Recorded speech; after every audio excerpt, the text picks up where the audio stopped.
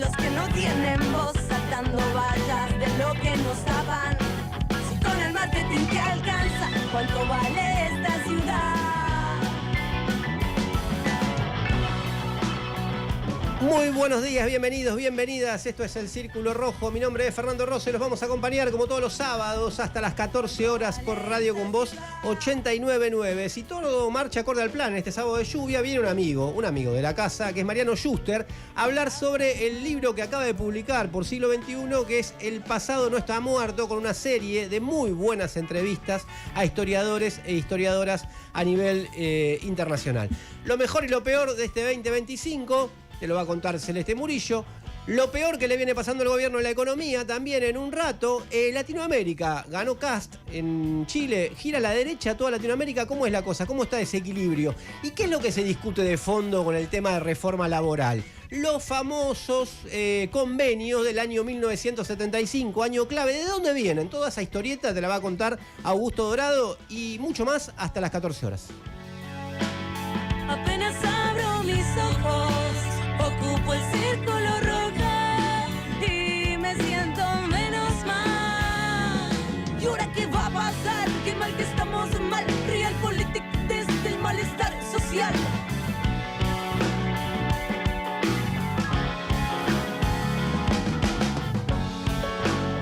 Apenas abro mis ojos, ocupo el círculo rojo. Apenas abro mis ojos.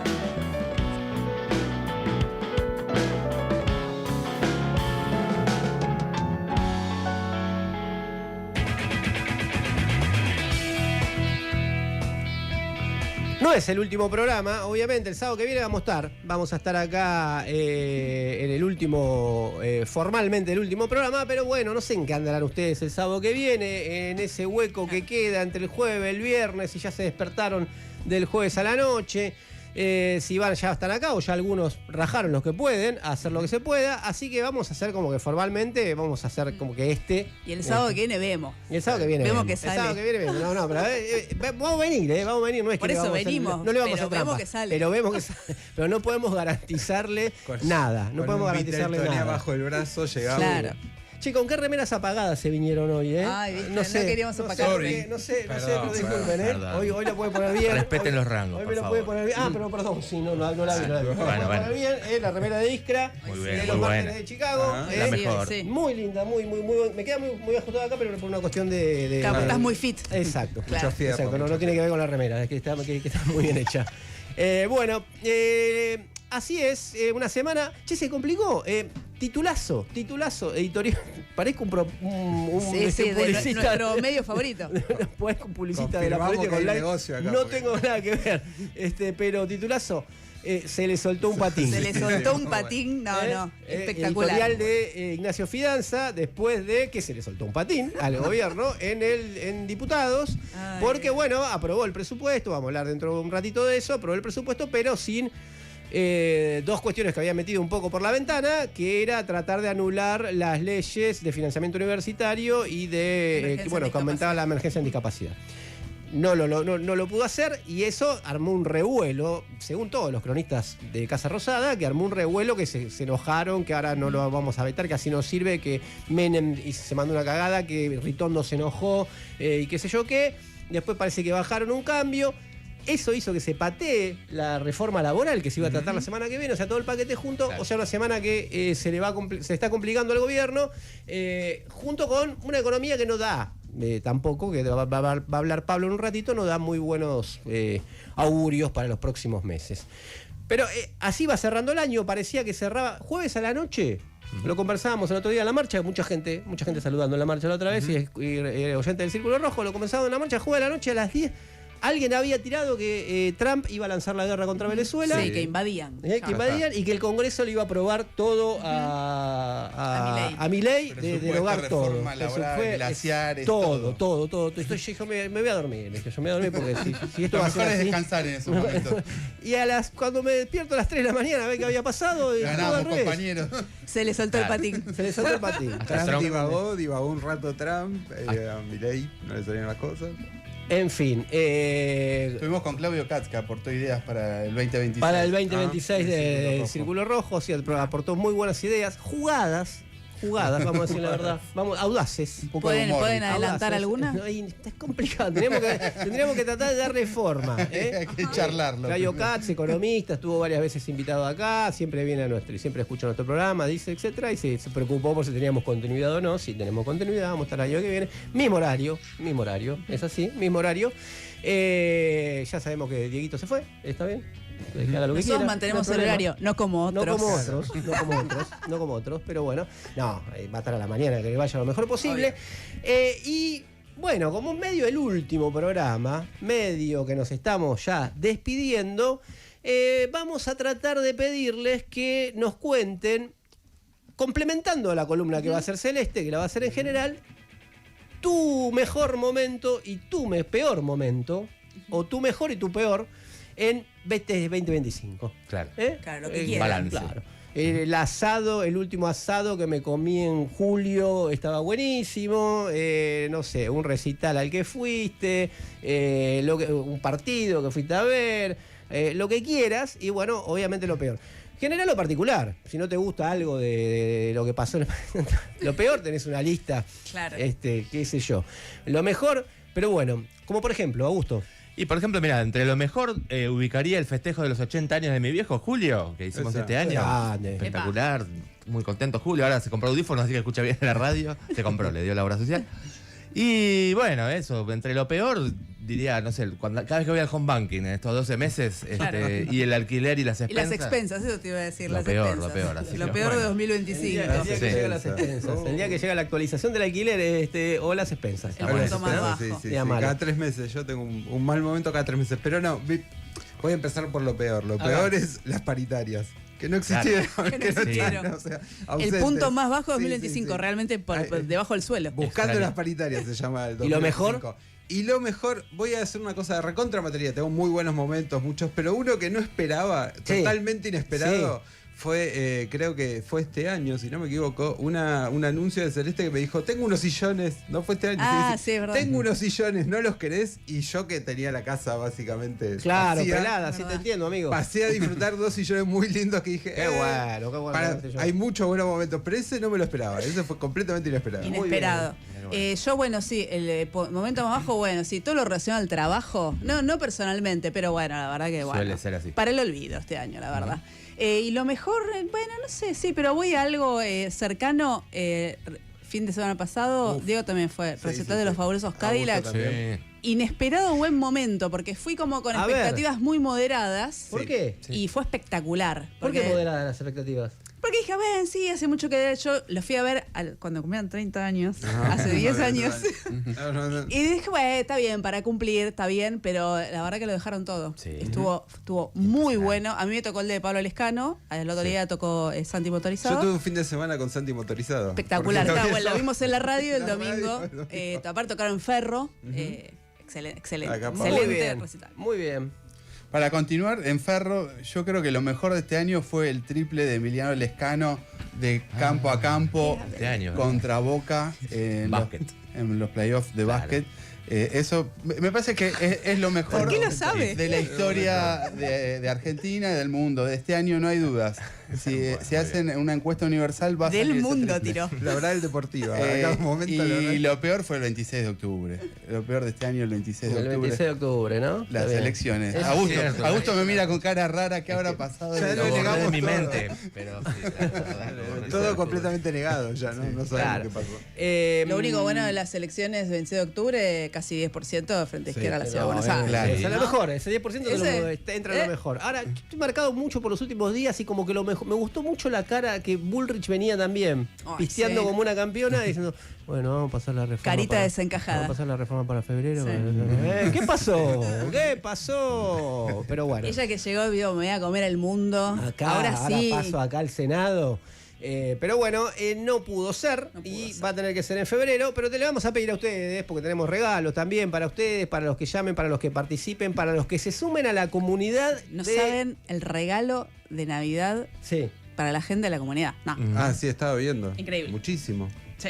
¿Pero de qué? ¿De qué trata? Sorpresa. Sorpresa. Bueno, Tienen perfecto. tiempo, ¿eh? Si se asocian ahora, si se suman ahora a la comunidad, también participan de ese sorteo Pero de mucho, Navidad, tiene ¿eh? que- muchas cosas, ¿eh? Sí. Es un combo. Es para ustedes, pueden regalarle a amigos, les va a sobrar. El Círculo Rojo 899 www Círculorojo899.com. Bien, y ahí entran y tienen un montón de beneficios, ya le dijimos, toda la gente de todos lados. Y nos mandan y nos dicen lo mejor y lo peor de ustedes, o general, de este 2025, y también tienen regalos. Claro, para eso dejen mensajes al 15 5379 8990. También lo pueden hacer en las redes sociales del Círculo Rojo, que son @Círculo Rojo 899, en Twitter, en Instagram, en TikTok. Es una novedad editorial, un librazo espectacular. Las nuevas tecnologías en los límites del capital, de Paula Bach. Es gentileza de Ediciones IPS, nuestros amigos que son siempre parte también de la comunidad. Bueno, un libro recién salido de la imprenta, menos de un mes tiene, y por la temática también, la verdad que Los temas importantes que está discutiendo el mundo. el mundo, De tal verdad. cual, inteligencia artificial, bueno, robótica, etcétera, etcétera, y que tiene que ver eso con nuestra vida cotidiana y el futuro, ¿no? Así que bueno, en principio es eso. Después le vamos a contar todos los regalos que hay para la comunidad, que eso Uy, pónganse, son 5 luquitas Prepárense. todavía. Sí, sí. tiramos la radio por la ventana. Hagan Qué como barato. Ana Méndez, que también la encontramos Sí. y la Sí. saludamos. Que Es se un convenio suscribe. con Ana Méndez. Tienes un convenio con Ana No, Méndez. hay un problema, Un que ella sponsor. Está por abrir un emprendimiento, Ana Méndez. ella escucha la radio, tiene una radio tipo Espica, no nos ve por YouTube, y cuando la saludé la vez Clásica. pasada, justo no estaba porque se baña, no sé qué hace. Ah, mirá. Entonces ahora hay que cada programa hay que Tenemos que ratificar la renovar el mitad. saludo. A ver si escucha, está bien. Muy bien, hasta las 14, entonces manden sus mensajes, lo mejor y lo peor, al 1553798990, y quédense, que tenemos mucho en el Círculo Rojo de hoy.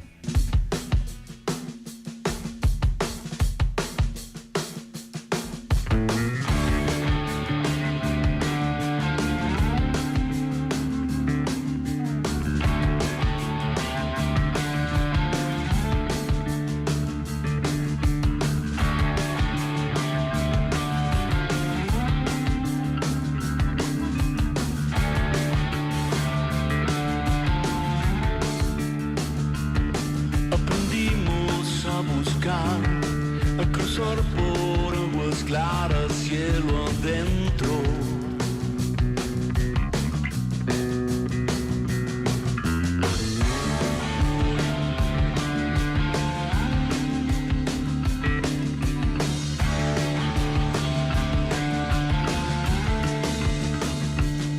Aprendimos a buscar, a cruzar por aguas claras, cielo adentro.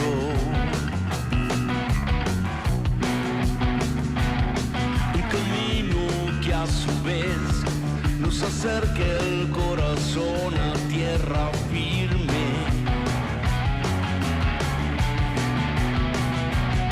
Aliados en un viaje de espejos y señales, la línea que nos marque lo cierto y lo impensado, lo frágil y lo intenso del tiempo y su simpleza, abriéndose a nosotros, cuidando aquello que nos hace bien.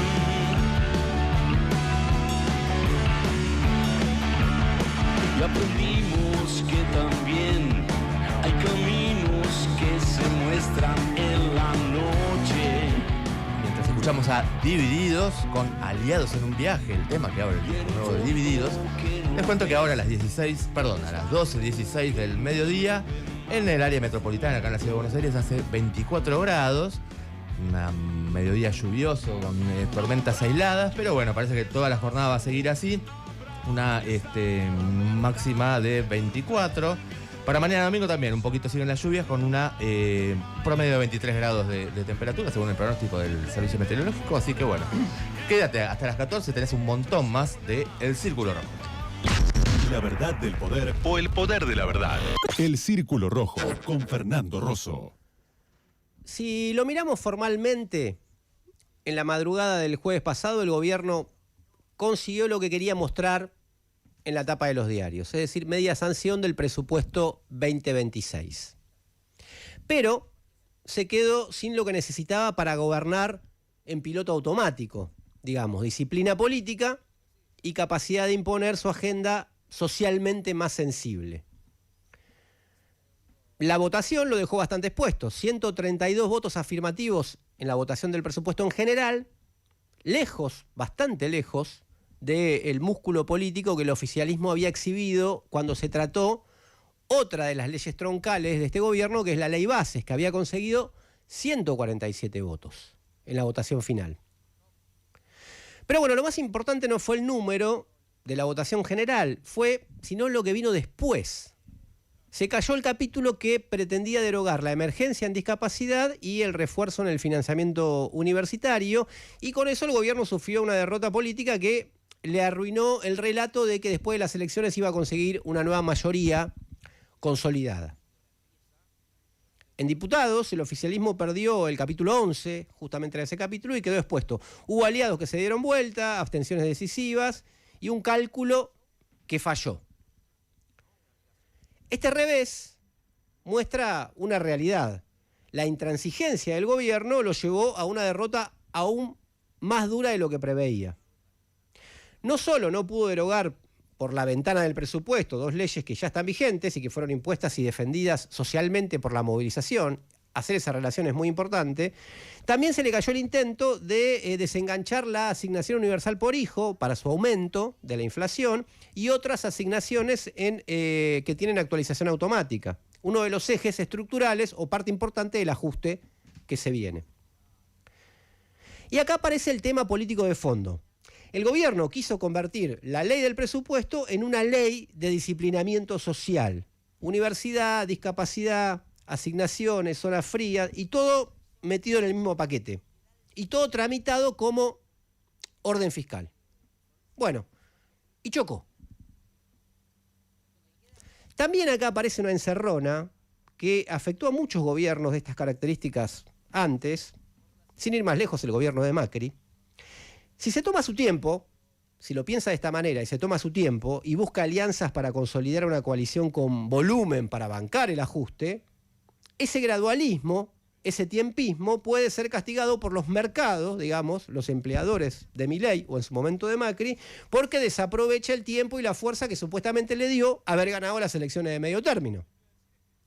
Ahora, se aceleran y pretenden hacer todo el ajuste y las contrarreformas aquí y ahora, chocan con la realidad de las distintas formas de expresión de una relación de fuerzas porque se afectan justamente áreas sensibles en el tema del ajuste que no están avalados ni siquiera por las mayorías que votaron a Milei. Y esto está certificado en cualquier estudio de opinión. Entonces, retorna el gradualismo por la vía de los hechos y la historia vuelve a empezar. Digo esto porque inmediatamente se escucharon análisis sobre el error del gobierno por querer meter de prepo la derogación de estas leyes. Y hay algo de eso, es verdad. Pero es un error inscripto en esta lógica de manta corta. Si pateaba voluntariamente todo para adelante y se tomaba su tiempo, quizás el mercado empezaba a desconfiar. En marzo, abril, iban a decir, el gobierno cometió un error. Los mismos que ahora dicen que cometió este error. ¿Por qué? Y bueno, porque no hizo todo rápido, aprovechando el volumen político que le daba haber ganado las elecciones. Entonces, es un tema de error del gobierno, pero es un tema de estructura de este programa y de este proyecto. Eso pasó esta semana, pero por imposición, es decir, volver a cierto gradualismo. De hecho, la contrarreforma laboral que estaba siendo empujada por Patricia Bullrich, una nueva espada del gobierno en el Senado, iba a ser tratada la semana que viene y va a ser tratada recién en febrero, en tiempos argentinos larguísimos. Y acá conviene volver a mirar el cuadro completo. Con un respaldo inédito de Trump y del gobierno de los Estados Unidos, tanto en términos políticos como en términos de dólares en efectivo. Del Fondo Monetario, que había hecho un acuerdo antes, del apoyo de prácticamente todo el establishment local, el gobierno igual tuvo que transpirar para juntar 132 votos para aprobar el presupuesto. Y aún así, cuando quiso ir por lo más sensible, perdió.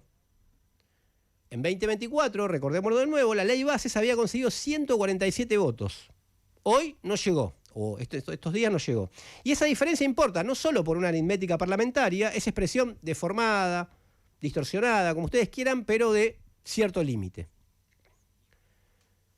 Por eso vale la regla que debería guiar cualquier lectura sobre el poder en general y sobre este gobierno en particular, es que también hay que comprarlo por lo que vale y venderlo por lo que dice que vale. Porque su narrativa dice que es mucho más fuerte de lo que en realidad es. Milei vende omnipotencia, pero lo que mostró en diputados es una cosa bastante diferente. Un gobierno que depende de alianzas frágiles, de gobernadores que calculan y piden, de bloques que también piden lo suyo, de concesiones que se ocultan, de dólares alquilados. Y cuando el ajuste se vuelve demasiado explícito, toma formas concretas, universidad, discapacidad, asignaciones, o inclusive contrarreforma laboral, bueno, aparecen las grietas. ¿Significa esto, bueno, que el ajuste se detuvo? No. De hecho, el presupuesto de conjunto, al margen de este capítulo que se cayó, ¿es de ajuste o es del ajuste después del ajuste? Inclusive en un año que no es electoral. Pero sí significa que el ajuste no puede pasar como si fuera solamente un trámite administrativo. Ni más ni menos que eso. Ahora, a esta altura ya deberíamos saber que este gobierno, si retrocede, es solo por imposición de las circunstancias y en última instancia para tomar impulso y volver de nuevo. Entre otras cosas porque para eso lo financian. Para eso lo dieron los préstamos y lo bancan políticamente, para que muestre resultados concretos en términos de contrarreformas estructurales de fondo. Y este revés del gobierno se logró más por luchas pasadas, como la de la universidad y discapacidad. Justamente el capítulo que cae con el corazón en esos dos ejes fueron las dos grandes movilizaciones que hubo en el último tiempo, antes que por las acciones presentes.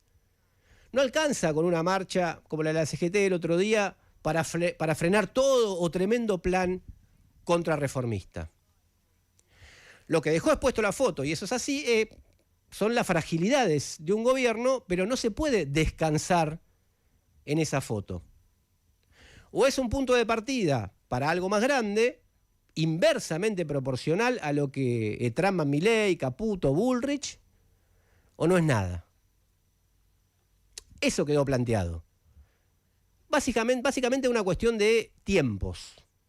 O se aprovecha este tiempo para golpear al plan del gobierno, o se le regala tiempo para que Milei vuelva al ataque.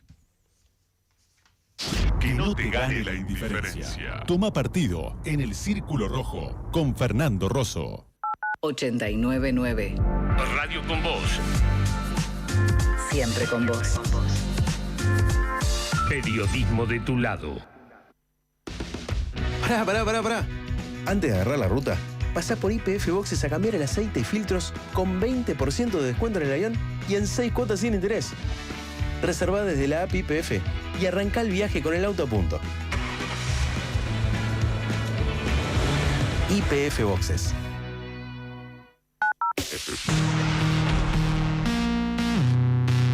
Radio con vos.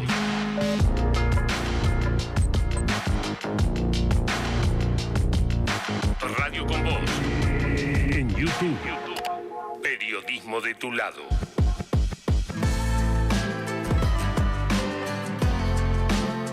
El Círculo Rojo.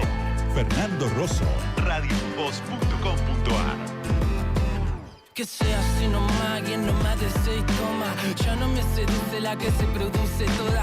Creo que me aburre lo que hoy produce la moda. La moral, los modales, lo que me hace la droga. Igual me abduce la joda, dejo que suden las horas. Van entendiendo los años, lo que los días ignoran. Ya no me seduce la que se produce toda. La moral, los modales, lo que me hace la droga. Una hoja por día con paradojas podridas. Yo vendo un árbol sagrado con entramado espiral. Bajo su sombra que enfría en esta locosadía. Mi sangre ya no es roja, ahora es sabia. No sabía cuando nada nos salía, no sirvió la lejanía. Pero no te culpé, me ocupé de cosas mías. Es que no podría verlo de otra forma. Loca, tu sonrisa rota me trastorna todavía. Mejor sigo en la mía, me río, me miran. No sé si me me odia, me admira. Quizás es lo mismo hoy en día. Estoy en Pampa, la villa, en Bavia. Mi labia no es más que rabia y saliva. Baba oxidada en mi cara animal. Vuelvo por necesidad, algo real y recíproco. Hay que cortar con el ciclo, hay que cortar con el circo. Un Chebusani de Guzmán a las 25. Con un 20 prensado, quizás sea un sueño de chico. Dormido revivo el pasado, capaz lo origino. Borracho, transformo el pobre tacho en urinal. Lo original es cercano a la esencia y suena singular. Por eso me pego otro giro sobre este mismo lugar. Que sea así nomás y en no más de 6 tomas. Ya no me seduce la que se produce toda. Creo que me aburre lo que produce la moda. La moral, los modales, lo que me hace la droga. Igual me abduce la joda, dejo que suden las horas. Van entendiendo los años. 12:28 en toda la Argentina. Escuchamos a vos con Así Nomás. Y así nomás te voy contando que... Bueno, después contamos. Primero quiero escuchar a esta querida comunidad de oyentes que le da vida a este programa también junto a nosotros. Bueno, ¿qué cuentan balance del año 2025? ¿Lo mejor, lo peor para ustedes en general? A ver, ¿qué cuentan?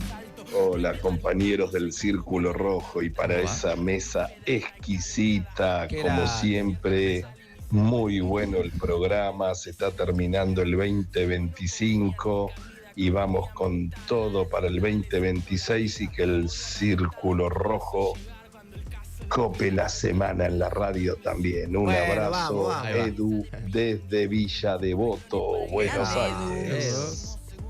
Capo, Edu. Hola amigos del Círculo. Hola. Bueno, soy Viviana de Flores, DNI 374. Lo mejor, empiezo por lo mejor, es que diciembre nos está tratando de forma bastante benévola. No hace tanto calor. Es verdad, salvo para la marcha. Lo peor es que no sabemos qué va a pasar con ustedes. Queremos seguir viéndolos, escuchándolos. No, pero sí sabemos, Los Vivi. sábados me parece un planazo estar acá. No, estamos. Voy por ese libro, ¿puede ser? Sí, claro. Abrazos. Y estamos Felicidades. 2026, de 12 a 14, el Círculo Rojo. Hay continuidad. Cambia el contexto, pero no cambia el texto. O sea, nosotros seguimos 2026 de 2 a 14, está asegurado, no se preocupe. Hola chicos, ¿cómo están? Buen día. Buen día. De Julián de Padua. Yo tengo un combo de lo mejor y lo peor. A ver. Hace 2 días encontré en mi mesita de luz 200.000 pesos. Mucha alegría. Vamos. Pero se relaciona con lo peor porque no tengo idea cuántos meses hace que estaban esos 200.000 pesos Claro. ahí guardados. Claro, ¿sabés cuántos? Es como el pastor ese que había. Bueno, pero tiene 200.000 pesos que no sabía que tenía. Es verdad. Yo creo que mata lo peor. Sí, Lo mejor obvio, mata para mí lo peor. también. Lo mejor aparte para lo que no tenemos Lo otro idea ya de qué está, hacer. ¿viste? claro. Lo que no compramos ADR ni nada de eso. Es como que- Son 200 lucas, chao, punto. Obvio. Más alegría que otra cosa. Y miren, hablando de encontrarse cosas, a quienes están viendo por YouTube, Uy, en el esa canal de YouTube de la radio, de Radio Con Vos, Esa bolsa. estas bolsitas y estas cositas que hay acá adentro, Sí. varios A ver. tienen bolsa, ¿no? Es Ahí, verdad. Pasa ahí que todo un en poco. YouTube está saliendo solo Augusto y Diego. A ver. Ah, Bueno, bueno. vamos mostrando acá lo que hay. Acá hay Morphy, che. Ahí está, Hay celeste, quesitos. remeras. ¿Esto qué es? A Lima con almíbar. Libros. Bueno, che. Vamos contando para los que están escuchando solo por radio. Hay un salamín. ¿Y esto para quién es? Para la gente que es parte de la comunidad del Círculo Rojo. ¿Todo? Todo. Acá tengo un pan dulce Va a haber de pan dos de Leti ganadores. que está espectacular, Va a haber Mirá. 2 ganadores. A ver, sí.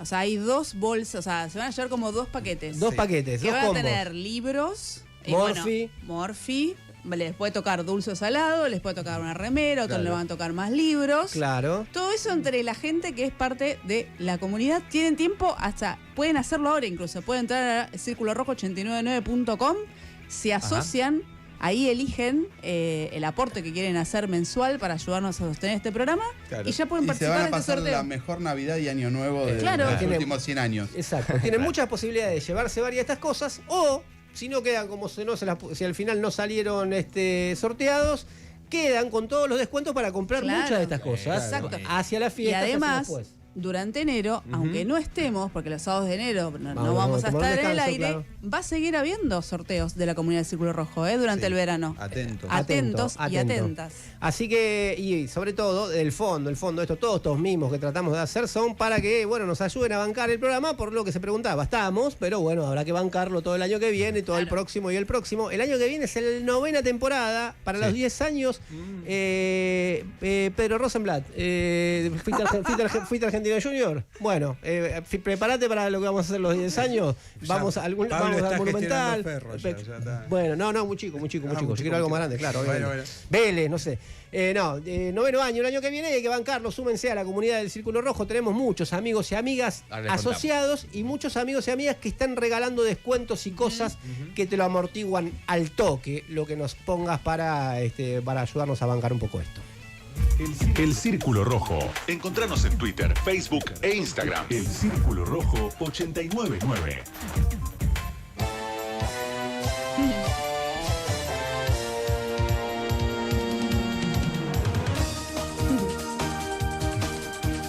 ¿Es que me suena esto? Perdón, no sé, se me viene a la cabeza me diciendo mejor programa de la extrema izquierda internacional. Claro. ¿Quién te dice? En la categoría mejor programa de la extrema izquierda. ¿Quién te dice? Pero bueno, los premios, Ojo. hoy entrega por Aptra, Celeste Murillo. Sí, los mejores premios, los premios Celeste. Bueno, voy a aprovechar que son los últimos programas del año para hacer mi resumen del año, completamente arbitrario. Muy bien. Hice una terna por cada categoría de las cosas que me gustan, que me gustaron de 2025. Voy a empezar con las películas. Mejor película. Las ternadas son Frankenstein, de Guillermo del Toro. Todavía está en cines, A mí no me... Bueno. pero es mi columna. Claro. Premio Celeste. Guillermo del Toro, basado obviamente en la novela clásica de Mary Shelley, Frankenstein o el moderno Prometeo. Lo que voy a destacar de esta versión es, por supuesto, la criatura, ¿no? Que la interpreta Jacob Elordi, que al principio cuando vi que lo habían casteado él, yo, que no soy nadie, dije, qué raro este casting, ¿no? Que hicieron, pero no, bueno, viendo la película, realmente, o sea, él está muy bien. Y bueno, me parece que Guillermo del Toro también como que trae bastante todo este tema de su aspiración a ser humano, ¿no? De la criatura que crea Frankenstein. Me parece que está muy a tono con esta época, aunque sea un libro viejísimo. Segunda ternada, Príncipe de Nanagua, una película argentina de Clarisa Navas. Son 10 años en la vida de Ángel Steinmeier, que es un chico que crece en la frontera entre Paraguay y Argentina. Una hermosura esa película. Es como si fuera nuestra Boyhood, que Boyhood es una película justamente de la vida de un nene, ¿no? Que vos lo ves crecer, pero mucho mejor. Príncipe de Nanagua, mucho más linda. Si tienen la oportunidad, mírenla. Y la tercera es Una batalla tras otra, de Paul Thomas Anderson. Sí. Esa me gustó tanto que hicimos una columna en este programa. La historia de un grupo de ex revolucionarios muy parecidos a un grupo de verdad que se llamaban los Weather Underground. Dos cosas que me encantan de esta película, además de que la película es súper divertida. ¿La vieron acá todos? Sí. No. ¿No? No, Bueno, todavía la tengo ahí. tenés que ver. Ya está en plataformas. Ya se está en puede ver. plataformas. En cine era Muy ideal. cine, bueno, gloriosa. Acción, escenas filmadas de acción de verdad, sin la pantalla verde, bueno, todo ese tipo de cosas. Dos cosas que me gustan mucho. Uno, el refugio, ¿no? De la que sería la heredera de este linaje revolucionario. Es un convento de monjas revolucionarias, son las hermanas del Castor Valiente. Y quizás el mejor personaje de 2025. El Benicio. sensei Sergio, interpretado por Benicio del Toro. Gran personaje. Gran personaje. Obviamente la ganadora de esta terna es Una batalla tras otra, por supuesto. La película del año. La terna. Subime, por favor, a ver. El ganador o la ganadora. Bueno. La ganadora es. Una batalla tras otra. De Paul Thomas Anderson. Paul Thomas Anderson se siente re honrado por este premio. Sí, sí, Está escuchando, se va a sumar a la comunidad. Obvio, se va a sumar a la comunidad. En dólares. Bueno, vamos con los libros. Los libros que leí en 2025, porque no se puede vivir de novedades todo el tiempo. ¿Vieron? Ahí pasan muchas cosas en el mundo. El primer libro es la saga Blackwater del escritor Me Pongo de Pie, Michael McDowell, uno de mis escritores favoritos. En realidad Si no se pone de pie los otros dos, ya tenemos el ganador, ¿entendés? O sea, ponete de pie con todos, por favor. No. Le decía, originalmente es un libro de 1983, es una saga de 6 libros que cuenta la historia de la familia Kasky, que es una familia que vive en el sur de Estados Unidos, son tipo un emporio maderero, qué sé yo. Te cuenta un poco la historia del sur de Estados Unidos, mucho chisme familiar y obviamente criaturas sobrenaturales, porque es un libro de Michael McDowell. Saga Blackwater, aparte se lee así, o sea, te lees uno por día en vacaciones, son libros cortos, súper divertido. Segundo libro, Por el camino de Newark y otros poemas, de Marta Ferro. Marta Ferro fue una periodista de policiales, una pionera cuando las mujeres ni pisaban esas secciones. La hizo un poco su trinchera contra el gatillo fácil, contra la violencia institucional. En este libro hay varios poemas inéditos y hay muchos rastros de un viaje que ella hizo a Estados Unidos a fines de los años 60 para conocer al poeta beat Allen Ginsberg, a quien ella adoraba. Y bueno, tiene también otros poemas que publicó en algunas revistas bastante importantes, se llama Por el camino de Newark y otros poemas, de Marta Ferro. Y el tercero es El descontento de Beatriz Serrano, que es una novela española que se publicó en España a fin de 2023. Acá ahora se puede conseguir, y si no, bueno, todo se consigue, ya saben. Es la historia de una chica llamada Marisa, que trabaja en una agencia de publicidad. Marisa todas las mañanas fantasea diferentes formas de morir con tal de no llegar al trabajo. De eso se trata un poco la novela. Es, ¿no?, el tedio del trabajo, de la cultura del trabajo, toda esa cosa medio vacía de que tenés que realizarte y qué sé yo. Vos podés. Claro, y vos sos parte, y para la empresa sos re importante. Bueno, todo ese tipo de cosas. Un textual que tiene la novela que me encanta es: al final en la vida necesitamos pocas cosas. Alguien que nos quiera, una cama con almohadas grandes, una lata de cerveza bien fría y unos tomates que sepan a algo. Yo creo que ya sé cuál es. ¿Vos sabés cuál es la ganadora? Bueno, la ganadora. Estamos en el rubro libros. En el rubro libros. El descontento de Beatriz Serrano, por supuesto. Es la ganadora absoluta. Si venía Muy con bien. cita era porque era el favorito. Después, series. Faltan 2 categorías nada más, no se preocupen. Series. Bueno, la primera es Task, que es de HBO, de los creadores de Mare of Easttown. Creo que acá varios vieron Mare of Easttown, o sea que es un buen precedente.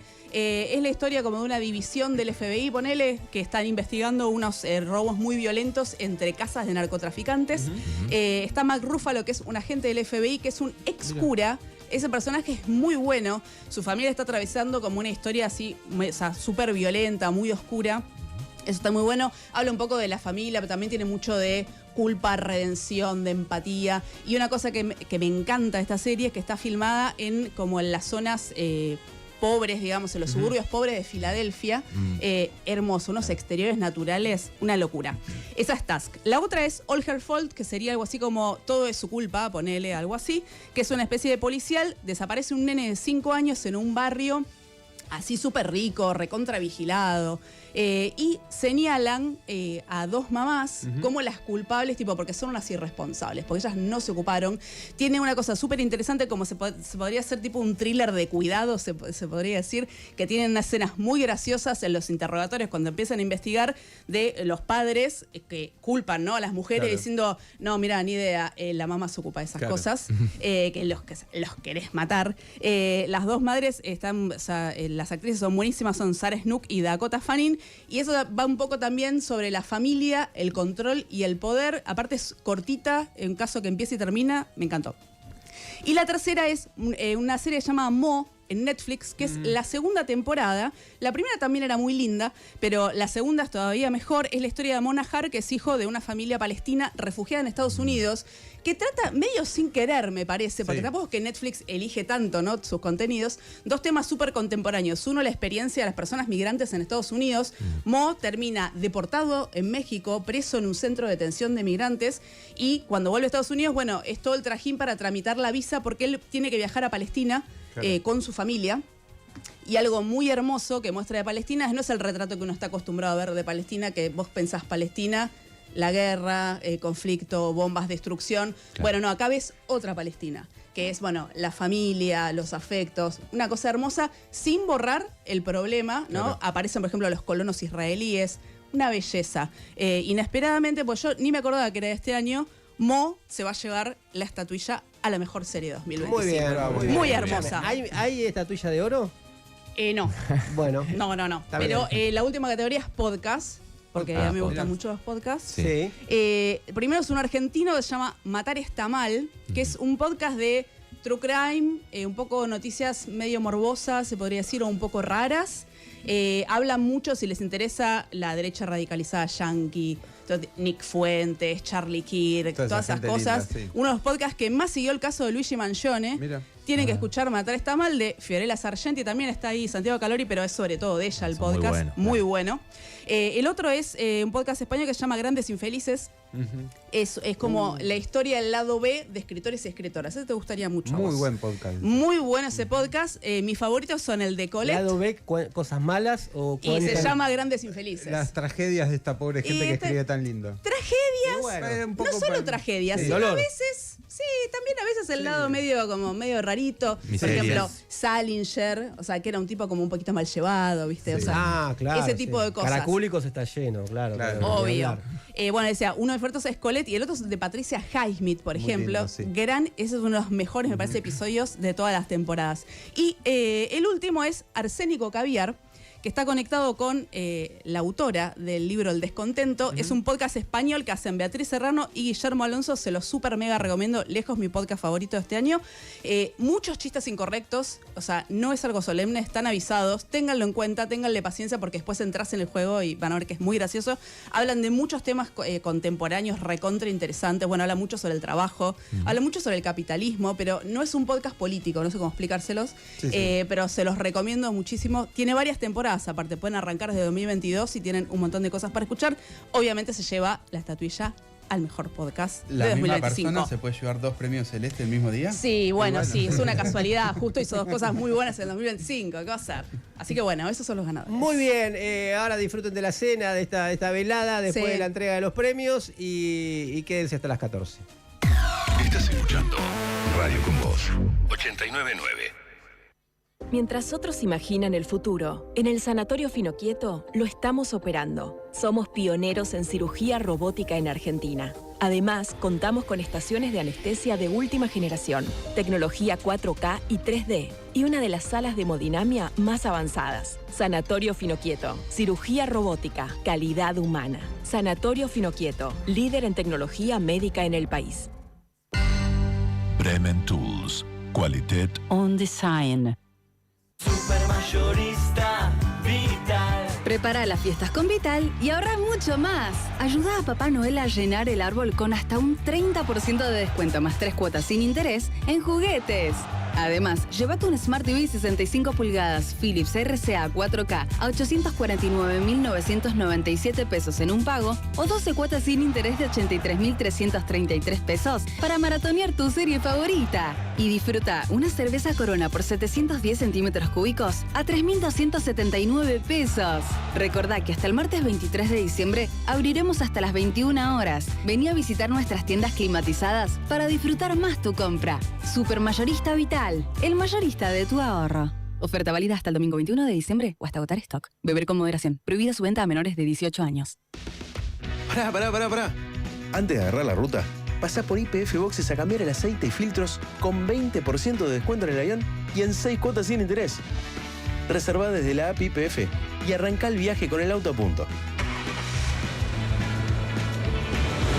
YPF Boxes. Radio con Voz 89.9.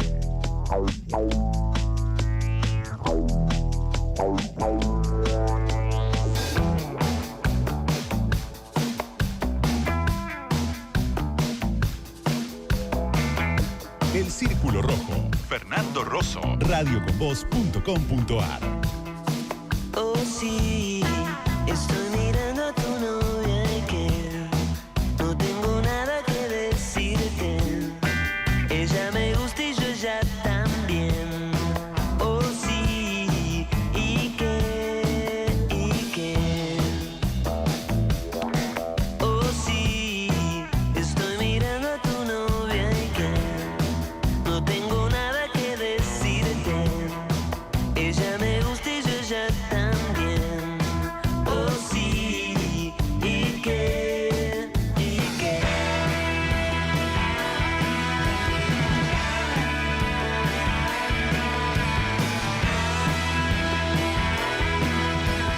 Cuando faltan 14 minutos para la 1 del mediodía, escuchamos a Babasónicos.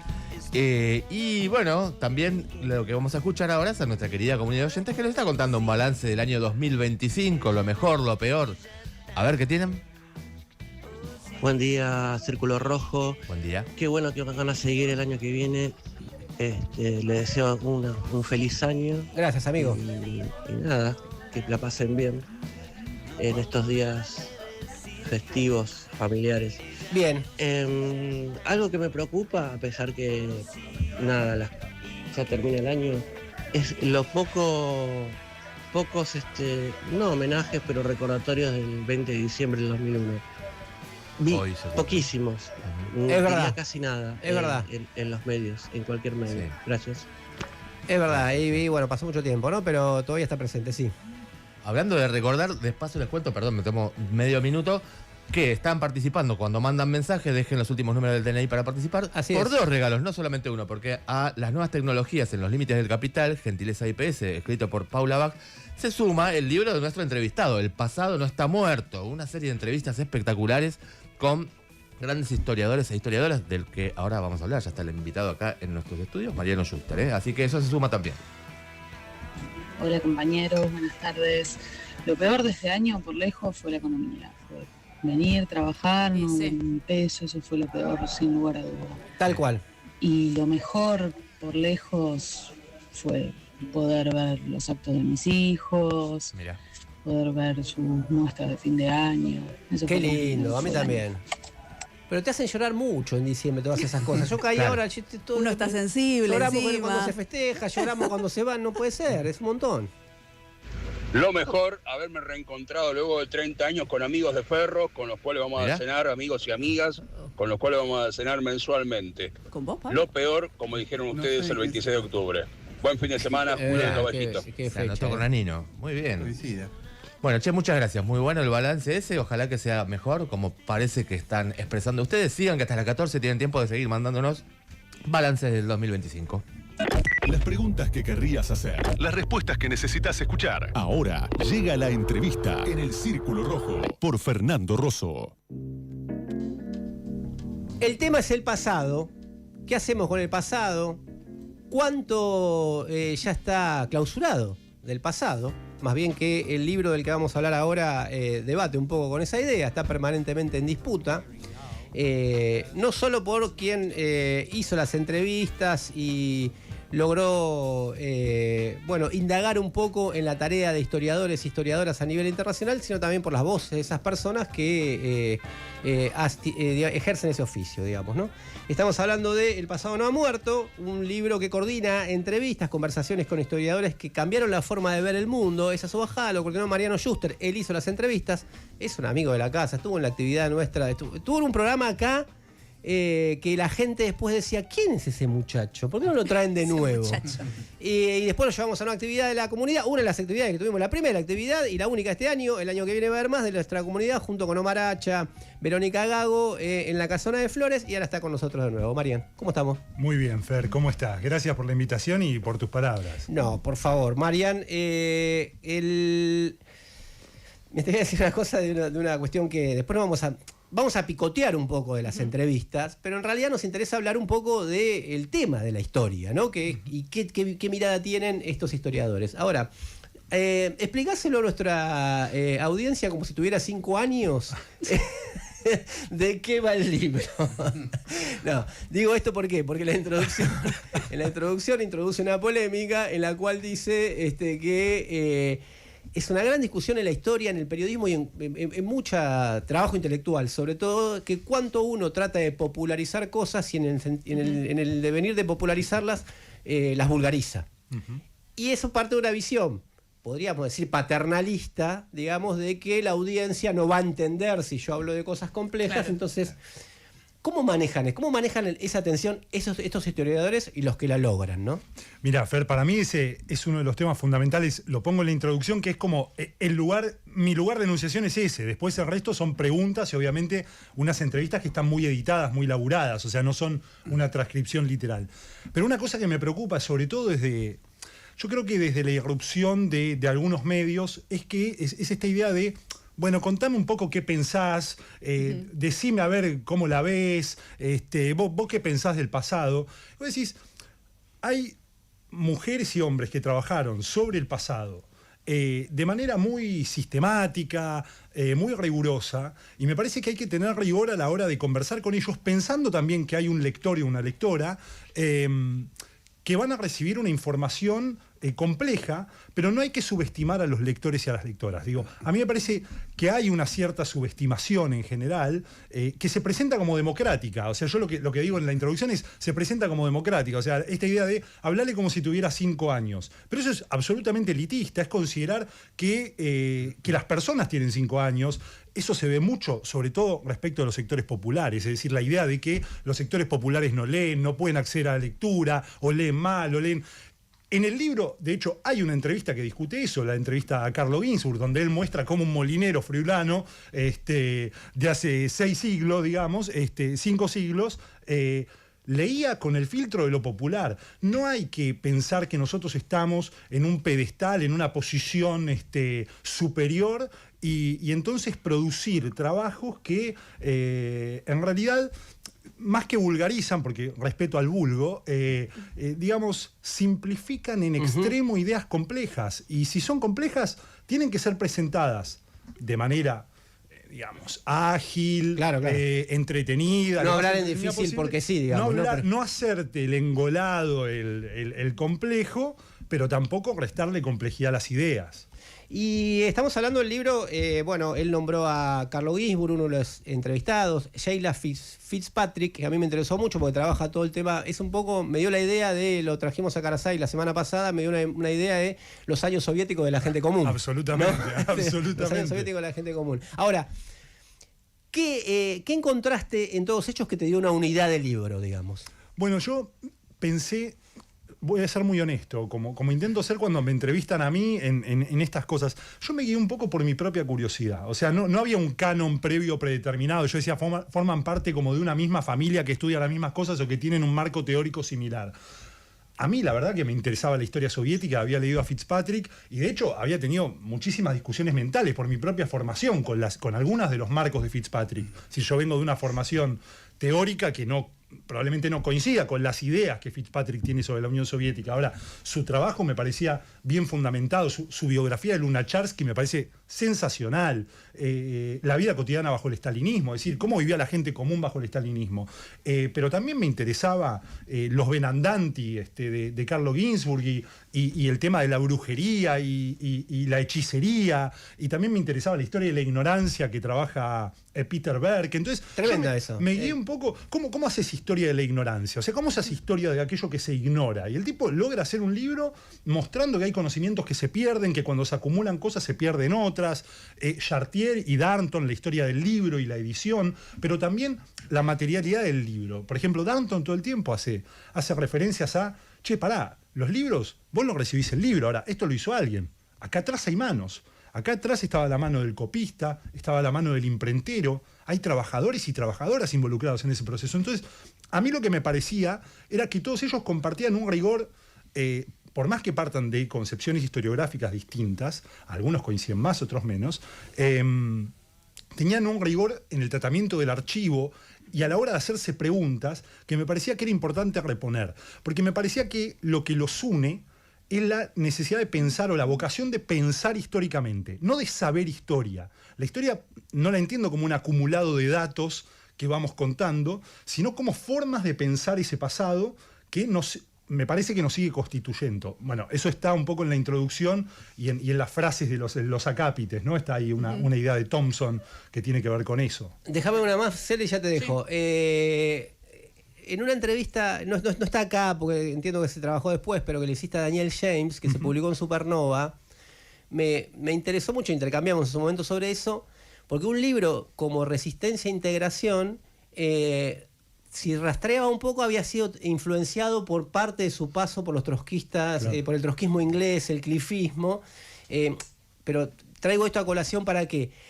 ¿Qué te da saber un poco, que se lo preguntás, la historia un poco personal, pero que termina impactando en la obra de varios de ellos? Para mí lo de la historia personal de ellos era algo sustancial. No en todas las entrevistas hay aspectos de la vida de ellos, pero en la mayoría sí, en la mayoría de las entrevistas sí. ¿Por qué? Porque yo creo que también la propia experiencia personal, y uso la palabra experiencia en el sentido thompsoniano, porque la experiencia personal es una experiencia social, es una experiencia con otros y con otras, delimita o lleva o conduce o permite entender cierta vocación por ciertos temas.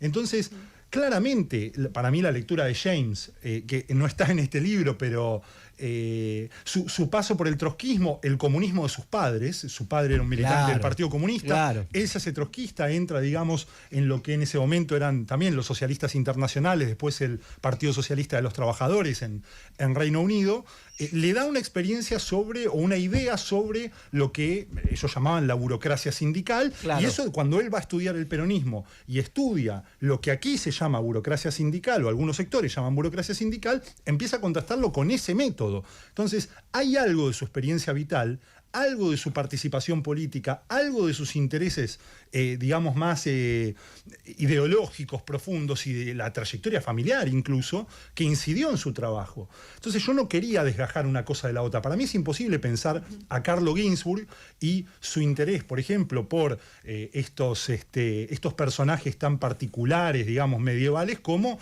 sin tener en cuenta su relación con un judaísmo perseguido. Él estudia perseguidos y él es hijo además de una gran novelista como Natalia Ginzburg, de Leone Ginzburg, un gran filólogo, traductor de Tolstoy y Gogol, por ejemplo, que fue represaliado por el fascismo y asesinado luego de las leyes raciales. Entonces, a mí me parecía imposible pensarlo así. Y en el medio leí la autobiografía de George Mosse, un historiador que se dedicó al nazismo, y él decía que además él era un varón gay, y decía, en mis primeros libros yo no podía hablar de la cuestión de la sexualidad en el nazismo, porque implicaba el reconocimiento de mi propia sexualidad, y eso me hubiera apartado de la comunidad académica, pero eso estaba siempre ahí en realidad, dice él. Eso estaba latente. Entonces había algo de la experiencia personal, incluso yo diría identitaria, que tenía que ver con su trabajo. Y eso me hizo pensar mucho en cómo preguntarle a estas personas cuánto de sus experiencias personales, o Fitzpatrick, su padre era un militante por las libertades civiles, que era lo que entonces se llamaba un compañero de ruta de los comunistas, que defendía mucho la URSS. Y Fitzpatrick dice, me parece que no tenés la suficiente información como para hablar de la URSS, voy a investigar un poco más, y eso la lleva a convertirse en una historiadora sobre la Unión Soviética. Entonces hay algo de esas trayectorias que me parece que habla de las búsquedas de estos historiadores y historiadoras. Están escuchando a Mariano Schuster, se publicó un libro de entrevistas. Las entrevistas se habían hecho, pero a mí leerlo como libro es otra cosa. Les aviso para que no sepan si alguno leyó alguna. Yo la de Gentile la leí, claro. Hablamos sobre esa en su momento por el problema del fascismo y el debate sobre el fascismo cuando Mariano estuvo acá, pero hay algo del retrabajo posterior para el libro, como de la unidad, para decir, me hago una composición del tema de la historia y los historiadores y cómo se trabaja con esa materia. Celes. No, pensando en esto que decís de la experiencia de los historiadores y las historiadoras y cómo eso después se ve en su trabajo, la presencia del marxismo en varias de sus historias intelectuales es enorme.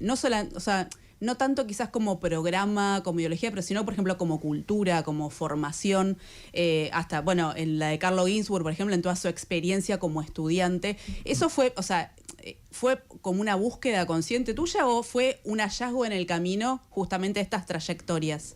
Bueno, la presencia del marxismo está presente en mí, entonces, de alguna manera, eso no quiere decir que yo me defina hoy como marxista. Entonces no. Escúcheme. Aunque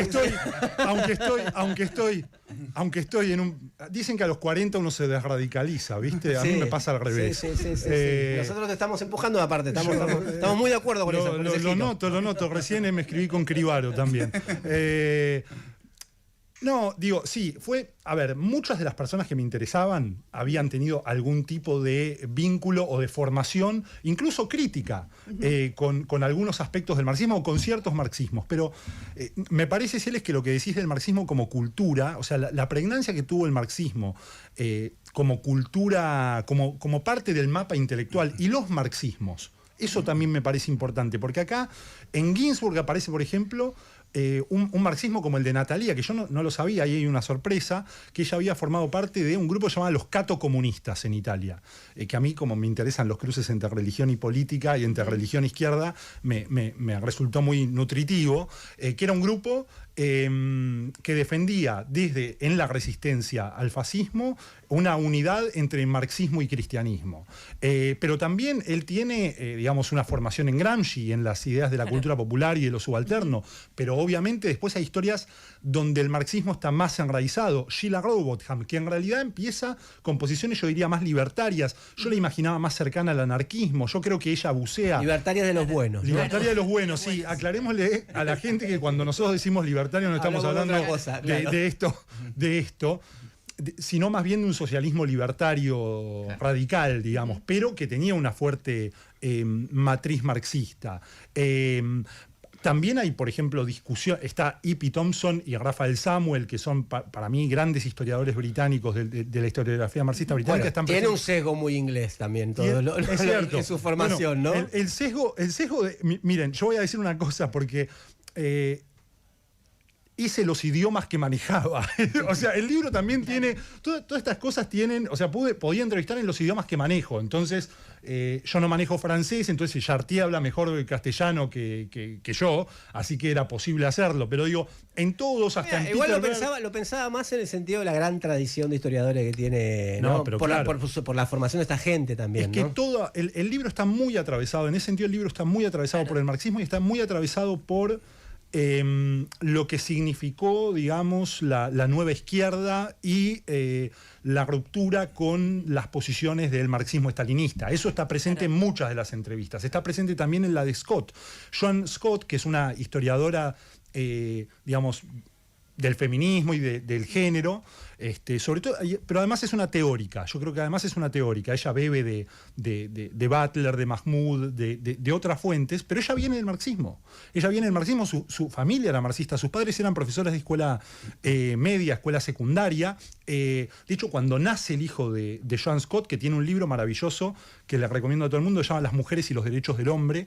Después tiene Género e Historia, que es otro gran libro, y Omnívora, una editorial argentina maravillosa, publicó La fantasía de la historia feminista, que me parece, es un libro que a mí, cuando lo leía para entrevistarla, me cambió muchas de mis ideas, o sacudió algunas de mis ideas, pero cuando nació su hijo, el padre de Scott le da a su nieto un regalo y le dice: todas las familias tienen una Biblia, esta es la nuestra, espero que la atesores, eran los 3 tomos del Capital. Entonces, cuando vos lees a Scott y ves una posición más postestructuralista, si se quiere, no percibís de inmediato que viene de una trayectoria marxista, y sí viene, y eso me parece interesante.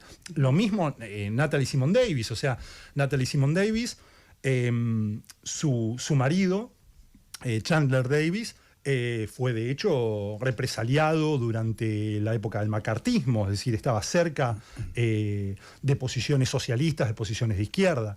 Eso yo creo que atraviesa el libro en sus trayectorias personales, pero también en la mirada intelectual de estas historiadoras e historiadores. ¿Celes? Sí, justamente ahora que dijiste Natalie Simone Davis, en la entrevista de ella, y bueno, también la de Carlo Ginzburg, y creo que en otra más, les preguntás, me llamó la atención que les preguntás sobre el cruce entre literatura e historia, o sobre los aspectos narrativos de la historia. ¿Qué es lo que te interesaba a vos, o sea, sobre ese encuentro? Los dos, tanto Ginzburg como ella, escribieron textos sobre la relación entre historia y ficción desde dos lugares diferentes. Y me interesaba porque hubo una posición de un historiador más bien, podríamos también decirle, más postestructuralista o posmoderno, Hayden White, que decía que no había diferencias entre la escritura de la historia y la escritura de la ficción. Y eso genera un gran debate con Carlo Ginzburg, que empieza a preguntarse por los criterios de verdad. Dice, bueno, pero no es lo mismo escribir una novela que escribir un libro de historia. Una cosa es, entonces, Ginzburg dice, una cosa es la utilización de métodos narrativos en la escritura de una historia, que parte del archivo, que parte de la lectura de las fuentes, y otra cosa es creer que un libro de historia es una novela. Y ahí toma a Michel Desartaux, un libro que es La escritura de la historia, y empieza a discutir el concepto de verdad, porque entonces uno podría escribir, y ahí hay todo un debate, él lo lleva a un extremo con la cuestión de las cámaras de gas, y que, digo, qué existió, qué no existió, qué es verdadero, qué es falso, y me parece que es importante. Ahora, también me interesa un punto de eso, que es escribir historia. A ver, se puede hacer buena historia. Yo creo que estos historiadores e historiadoras hacen buena historia, y aquí en Argentina hay excelentes historiadores e historiadoras. Y creo que lo hacen escribiendo, pensando en un público que va más allá de la comunidad científica que propiamente ya los lee. Si uno lee a Robert Darnton, que para mí es como escritor es magnífico, o sea, lo podés leer de hecho como si fuese literatura, pero no estás leyendo literatura. En Poesía y Policía o La Gran Matanza de Gatos, son libros que están escritos de una manera muy, muy amena para el lector, que tienen escenas, que tienen imágenes. En ese sentido me interesaba también la cuestión de la escritura de la historia, que no todo sea un bodoque lleno de datos, claro, y de cosas. Claro, ¿viste? Y que te tengas que enfrentar. Ahí sí creo que hay que no descomplejizar, pero sí amenizar. Por ejemplo, Fer, ahora que está escribiendo unos textos bellísimos para Panamá Revista, a mí me gusta porque digo, bueno, estoy leyendo historias. Es como lo que me pasaba cuando leía las contratapas de Juan Forn. Tenía un montón de datos, estaba lleno de cosas. Me hiciste acordar un profesor, esto ya por la parte del periodismo, ¿no? Que es lo que yo estudié, y que hablaba de la crónica. Hay más verdad en Operación Masacre, cuando dice apenas abrió los ojos y respiraba, o más verdad habría si hubiese dicho tantas personas fueron asesinadas en tal fecha, en tal momento. ¿Dónde hay más verdad? Digamos, ¿dónde se entiende lo que quiero decir? Sí. Como que de lo que verdaderamente pasó, de lo que verdaderamente fue la experiencia en ese momento. Bueno, es un libro de ficción, ¿no? Pero quiero decir que creo que tiene que ver un poquito con esto. Sí. Sin dudas, para mí la escritura de la historia y la escritura de la ficción tienen aspectos en los que, digamos, se intersectan.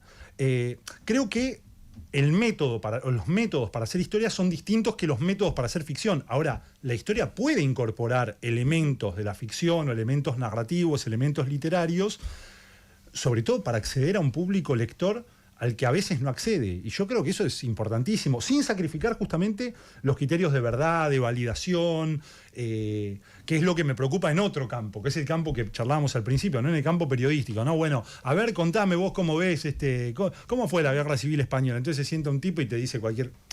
No es así, a ver, de estos datos, ¿de dónde salieron? ¿Esto qué archivo viste? Y yo no me paro desde el lugar de historiador en este libro, porque no lo soy, o sea, lo digo en la introducción. Me paro desde el lugar del curioso entrevistador que le gusta la historia, que ama la historia y que leyó a estas personas. Y me doy cuenta, escuchando a amigos y amigas que hacen historia, que esta es gente seria. Entonces digo, bueno, ¿cómo hacemos que esta gente que está divulgada, pero no tanto? No, claro que no. La intención era justamente traer autoras Fitzpatrick en el último tiempo, pongamos, ¿no? Claro. Bueno, Carlo Ginzburg también, pero quiero decir como que no es tampoco que están tan... Y algunos son berretines míos. Sheila Robotham tiene pocos libros en español, pero es un berretín mío. O sea, yo leí algunos de sus libros en inglés y me pareció fascinante su historia. Martín Albornoz, un docente amigo, me dijo, che, tengo el mail, podés contactarla, fíjate, me parece que podría ir bien para el libro. Y a mí me interesaba toda esa historia. Una persona que viene de... A ver, tiene una historia maravillosa, viene de un hogar un poco conservador, diría yo, bastante conservador. La mandan a una escuela metodista. El metodismo es muy loca toda su historia y su formación. Es un flash. Es muy loca. Un flash. El metodismo es una rama, digamos, del mundo protestante, del mundo protestante barra evangélico. Ahí encuentra una suerte de apertura. Dice, bueno, los metodistas eran muy, muy, muy liberales, dice ella en ese momento. Eso me abre expectativas distintas a la de mi familia. Después conecta con gente en St. Hildas, que era uno de los primeros institutos de Oxford para mujeres. No había, en Oxford, no había, claro, las mujeres no estudiaban en la universidad. Pensemos también los contextos en los cuales se formaron estas personas. Y ahí empieza a conectar también con una cultura beatnik, porque se va a París y después cuenta la relación con un muchacho que formaba parte de la New Left Review y cómo ella se radicaliza un poco al calor de la campaña por el desarme nuclear. Entra en la juventud del Partido Laborista Británico, en un momento en el cual la juventud del Partido Laborista Británico, donde ella estaba, que era Hackney, estaba dividida entre dos tendencias: la tendencia militante, una tendencia trotskista, y lo que eran los socialistas internacionales, que después van a ser el Partido Socialista de los Trabajadores. Entonces, era un partido laborista en el cual en su lugar no había ni un socialdemócrata en realidad, o sea, eran todos trotskistas adentro del Partido Laborista. ella termina yéndose con los socialistas internacionales, dura poco, después hace experiencias Bueno, más también feministas. termina cruzándose con Edward Thompson. Bueno, Claro. o sea, con historiadores también, o sea, de una talla que. Su historia con Thompson Increíble. es maravillosa porque ella era alumna de Richard Cobb, uno de los historiadores marxistas británicos, menos conocido, estudiaba la Revolución Francesa, estudiaba procesos vinculados a la Revolución Francesa, y él le dice que vaya a ver a unos amigos que estudiaban Tengo el... unos amigos. Sí, sí, tengo unos amigos que estudian el cartismo británico, ¿viste? Entonces va, y era Edward Thompson y Dorothy Thompson. Y Edward Thompson estaba encerrado en la habitación porque creía que ella estaba embarazada, que ella había ido a la casa de ellos a contarle que estaba embarazada de Richard Cobb, que era su amigo, que tenía 40 años y era su profesor. ¿Cómo salimos de esta? ¿Cómo salimos de esto? Entonces la manda a Dorothy, le dice, hacete cargo vos, fíjate. Típico hombre. Típico hombre. Y cuando ella le hace la seña, le dice, no, tranqui, él sale del escritorio, no, esa Y escena terminan es haciéndose espectacular. grandes amigos, y ella muy amiga de Dorothy Thompson, que también es una gran olvidada. Se recuerda mucho a Edward Thompson y se recuerda poco a Dorothy Thompson, que fue una gran historiadora, y acá está muy revalorizada. Y esa entrevista, que a mí me gusta mucho, y vine a este programa pensando en esa entrevista, también muestra cómo se puede combinar la historia con la militancia política. Es decir, cómo no sacrificó rigor histórico a la hora de estudiar la historia de las mujeres y la historia de las diversidades. Ella tiene un gran libro, tiene una biografía de Edward Carpenter, un socialista libertario británico de fines del 19, principios del 20, homosexual, que vivía en pareja con otro hombre de clase trabajadora, Merrill, James Merrill creo que era, o John Merrill, ahora no recuerdo el nombre de pila. Y ella trabajó con Jeffrey Weeks, que viene de de gay left, izquierda gay. Entonces ahí hay como una mezcla en esa historia que a mí me interesaba mucho hacer. Me parece que daba mucho juego. El libro se llama El pasado no está muerto. Te voy a hacer un juego para el próximo que venga. Dijiste, hay muy buenos historiadores en la Argentina. Si tenés que arrancar para hablar de la profesión de la historia, como de que alguien que te cuente un poco su trabajo, ¿por dónde arrancás? No, o sea, vos me decís cuáles son los historiadores Sí, y historiadores. que hay que leer para entender A mí un me poco gusta, acá. a mí me gustan un montón, o sea, qué sé yo, me cuesta un poco poner, me pones en un aprieto, pero no sé, pienso en Miranda Lida, pienso en personas, en Roy Dora, pienso en Mercedes López Cantera, pienso en un montón de gente amiga, en Ezequiel Adamowski, pienso en mi amigo Francisco Reyes, que fue fundamental en este libro. Él estudia socialismo y radicalismo, pienso en un montón Hay de un montón, gente, claro, gente hay un montón. muy diversa. Nuestra amiga Cami Peruchena tiene que estar ahí. Cami Perochena es extraordinaria, además para mí es una de las mejores divulgadoras de historia que hay, pero por lejos. Maga Candiotti, está lleno de gente acá, Andrés Gatinoni, Hernán Confino, Esteban Pontoriero, conozco tanta gente que hace buena historia en Argentina. Gran laburo de Hernán. Julia sobre- Rosenberg hace un gran laburo con la También, historia sí, sí. de las mujeres y el peronismo. Me parece que hay mucha gente haciendo, Fabio Basserman, podríamos Un montón, estar sí. horas. Y no todos piensan lo mismo, ni todos tienen los mismos marcos. Y una de mis, de hecho, eso mismo pasa en este libro. Mi intención, hice esto y ahora me voy a hacer otras cosas. Si hay algo que yo no creo es en burocratizar lo que uno hace. Claro, Ya está. Ahora me voy hacia otras tierras. Pero creo que hay que leer historia y hay que leer buena historia argentina, que se hace y mucho. Bueno, vayan a buscar el libro. Acá está, El pasado no está muerto, conversaciones con historiadores que cambiaron nuestra forma de ver el mundo. Son entrevistas. También está trabajado esto en lo que cuenta Mariano. También es una forma de reescribir, que muchas veces yo hago entrevistas a veces también, y hay mucha gente que te agradece el laburo posterior. Por ejemplo, cuando me entrevistan, si alguna vez me entrevistan a mí, tienen que pasarlo a texto, es un desastre, y mucha gente también piensa lo mismo. Entonces uno hace un laburo de mejorar también lo que quiere decir. Me pasó con algunos, decir, che, está mejor de lo que yo dije, qué sé yo, no, pero el espíritu está, digamos. O sea, que digo que hay un laburo también de escritura, de reescritura, y de que manteniéndose fiel a la idea de lo que plantean los entrevistados acá, pueda comunicarse lo mejor posible, y eso fue la mano de este hombre, Mariano Schuster. Fue mi mano y fue también, debo decirlo, la mano de mis compañeros y Editores, compañeras claro. de Nueva Sociedad, que fue donde salió, y sobre todo también en este libro la lectura previa de Damaris, una persona muy importante para mí, que leyó estas entrevistas antes de que fueran publicadas, y este libro seguro no existiría sin ella. Marian, gracias. Gracias a vos, Fer, gracias Eles, gracias a todos ustedes. Seguimos un rato más todavía, 899. Radio con Voz. Siempre con vos. Periodismo de tu lado. Pará. Antes de agarrar la ruta, pasá por YPF Boxes a cambiar el aceite y filtros con 20% de descuento en el avión y en 6 cuotas sin interés. Reservá desde la app YPF y arrancá el viaje con el auto a punto. YPF Boxes.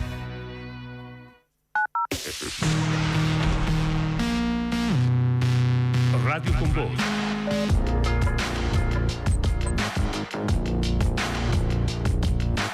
Radio con Voz. En YouTube. Periodismo de tu lado.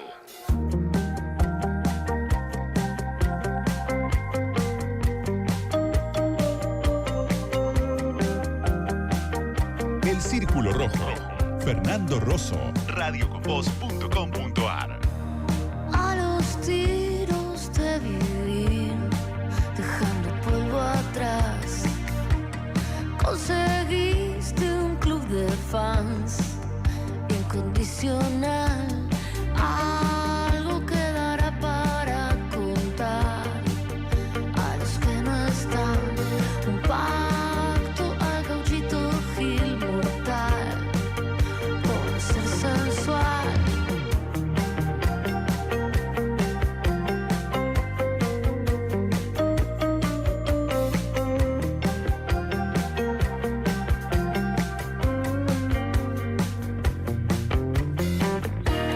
Confesaste tu verdad y se volvió maldad. Enterraste a despens por lo más vulgar. Dormirás en paz. Ahora que todos rezan en tu altar, sentirás la soledad igual. Ahora que todos rezan en tu altar.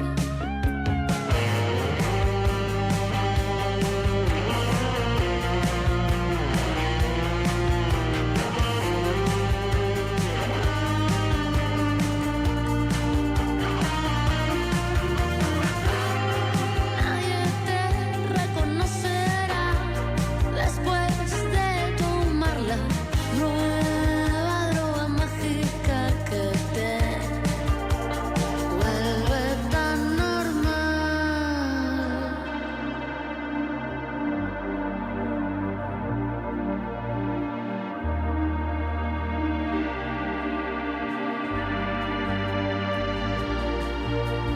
Algo quedará para contar a los que no están. Un pacto al gauchito Gil mortal por ser sensual. Dormirás en paz. Ahora que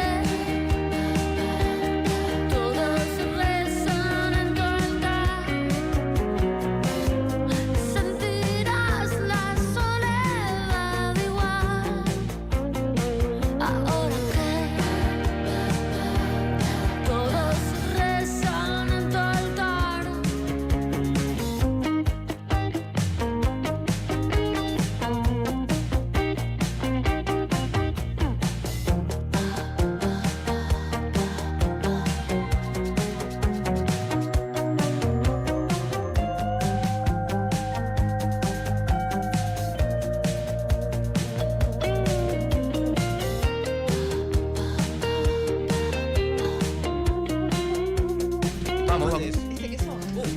Vamos. Con este queso. Con Barbie Recanati. A las pasó? 13:20. Bueno, fin de año, muchachos. ¿Saben qué pasa? Las cosas de los pinicos son muy ricas. Estamos disfrutando acá Sí. algo de lo que ustedes se van a ganar. Teníamos que hacer una prueba de calidad porque nuestros oyentes son lo más importante que tenemos. No les podíamos dar cualquier cosa. Quesito. Quesito. Eso es un locutor, no lo puede hacer. pero Que yo van no. a disfrutar, ahí está, la gente que entre ahora el Círculo Rojo 899.com, Y se suscriba. se suscriba a la comunidad y pueden Es participar buenísimo. del sorteo de Navidad. ¿No saben el sorteo de Navidad que vamos a Realmente yo hacer? me quedo Van bastante entrando. afuera porque tengo que hablar bastante todo el tiempo. Pero Claro. esta vez dije, no, ya es el último programa, no me importa. Ya Casi está, el no me último. importa nada. Esta vez no, y esto está espectacular. Es Acá van entrando Entre los los premios de premios. Navidad van a estar buenos. Estas cosas de los pinicos, Pasemos- sí, espectaculares. Los pinicos, un combo que tiene aceitunas, bolsa vale quesitos, oro. salamines. Salamines. Un saludo para. Espectacular. Para nuestro auspiciante. Para él y también para Eso iba a su decir. compañera que se rompió una mano, se lastimó Sí, una mano, se la esperemos que tenían se que mejore. operar. Esperemos que se mejore pronto. Sí. Un Después abrazo. van a tener un pan dulce de Pandeletti, Pan que es dulce de una Pandeletti, locura. sí, bien. Yo, Una yo tarjetita. me compré los míos porque ya aparte me comprometí con mis compañeras de la oficina que más o menos me amenazaron que Ajá. si no las llevaba, Tenía bueno, que ir de vuelta. iba a haber consecuencias. También tenemos una remera de Iskra. Le está mostrando La Diego. que está luciendo Y acá nuestro también la está modelando conductor. Fernando, nuestro Vamos conductor. cualquier cosa a la marcha, vamos juntos. Claro, y se ponen de vamos acuerdo, al frente. claro, se encuentran la próxima y se sacan una foto. Y después obviamente tenemos libros de muchos de nuestros amigos, bueno, esa es de Herramienta, Editorial Herramienta. editorial Herramienta. Dos. Bueno, hay un montón. De Ediciones IPS, por supuesto, También, también, acá que está el con Manifiesto bolsita. Comunista y la Rosa Roja, creo. Y después de Prometeo, Sí, mira, están, me sabía de están los memoria. dos, qué lindos. Y después de Prometeo Uy, son tienen un montón. varios libros, pero además tienen la bolsita de Prometeo Editorial. La bolsita que está que es lo muy más linda. lindo, Esperen a claro. ver si me entra Que es acá. lo más lindo. Con Ahí está. Augusto, ahí está. Había uno de muy Madre linda. Selva también por ahí. También. dando vuelta. Todo eso, Tenemos un Todo. montón. Todo si sale para entran la comunidad. al Círculo Rojo 899.com y se asocian, tienen tiempo a suscribirse ahora ya para Sí. participar de estos premios. Y en enero van a tener, vamos Va a a haber tomar un descanso, sorteos. aunque vamos a tomar un descanso y vamos a trabajar y a ver cómo el que, digamos, cocodrilo que se duerme es cartera, que Claro. renovamos, qué Ajá. hacemos, etcétera. Vamos a trabajar un poco en eso y van a tener también sorteos, o sea que el Círculo Rojo 899.com y además de los beneficios. Claro, de todos los Claro, beneficios, descuentos. los Esa es la descuentos, base, el ¿no? 2x1, todo ese tipo de cosas. Ahora Muy sí bien. me siento en un programa. Ahora sí. Ahora sí. Con este quesito. Con este ¿Te queso. acordás cuando empezamos hace 8 años y dijimos, ¿cuándo Claro. nos van a mandar algo? Sale Yo algo. venía lo de Berco y tenía costillares, ¿viste? Y Que le acá mandaban. está. ¿Qué pasó? Los Y acá pinicos, Está, acá están los mirá, pinicos. acá qué están los grande. pinicos. Pandeletti y todas las Increíble. editoriales, che. Muchas gracias. El Círculo Rojo. WhatsApp 155-379-8990. Muy bien, la economía, como siempre, de fondo de todo y como bastante distante de la narrativa que presenta el gobierno de que cómo le va supuestamente te la va a contar Pablo. Sí, así es, Fernando. En particular vamos a destacar que el gobierno cierra el año económico en una situación que contrasta con el triunfalismo que salió de las elecciones de octubre. En particular vamos a focalizarnos en algunos problemas que tiene. Algunos de ellos se expresan en el cambio en el régimen de las bandas cambiarias y sus consecuencias, las consecuencias que puede traer, pero también enfrenta problemas bastante importantes en términos de la deuda y la plata que tiene que juntar para pagar la deuda en enero y las consecuencias que tienen haber sido derrotados en el famoso capítulo 11 de la ley de presupuesto. Empecemos por el cambio que hizo esta semana el equipo económico, lo anunciaron a través del Banco Central, un cambio en el esquema de las bandas cambiarias. El gobierno había acordado con el FMI un sistema de bandas cambiarias, es decir, que dejaban flotar al dólar dentro de determinadas cotizaciones.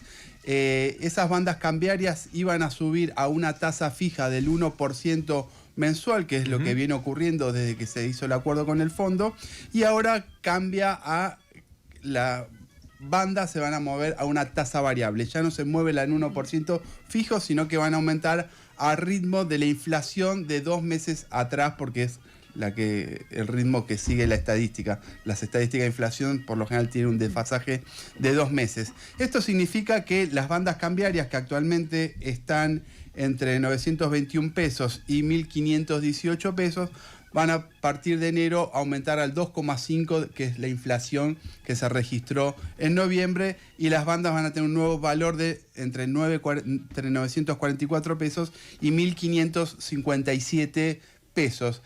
Bueno, y hacia adelante se van a mover siempre así en función de cómo avance la inflación. Después vamos a hacer alguna mención sobre las consecuencias de eso. Otra de las cosas que anunció el gobierno, que van a buscar comprar reservas. Dijeron que tienen el objetivo de acumular entre 10.000 y 17.000 millones de dólares para fortalecer las reservas que hoy están en terreno negativo por las reservas netas. ¿Dieron periodo de tiempo? Para todo eso es el objetivo de 2026. Ahora las reservas netas están en un terreno negativo de alrededor de 10.000 millones de dólares. Quieren juntar entre 10.000 y 17.000 millones el año próximo. ¿A qué responden estos cambios? Bueno, ya lo habíamos planteado en otros programas. Hay un reclamo que venía de parte del Fondo Monetario Internacional, de los lobos, lo que llamamos los lobos de Wall Street, es decir, los grandes bancos, fondos de inversión de Nueva York, que exigían que suba el dólar y que el gobierno acumule reservas. ¿Para qué? Para pagarle a ellos, ¿no?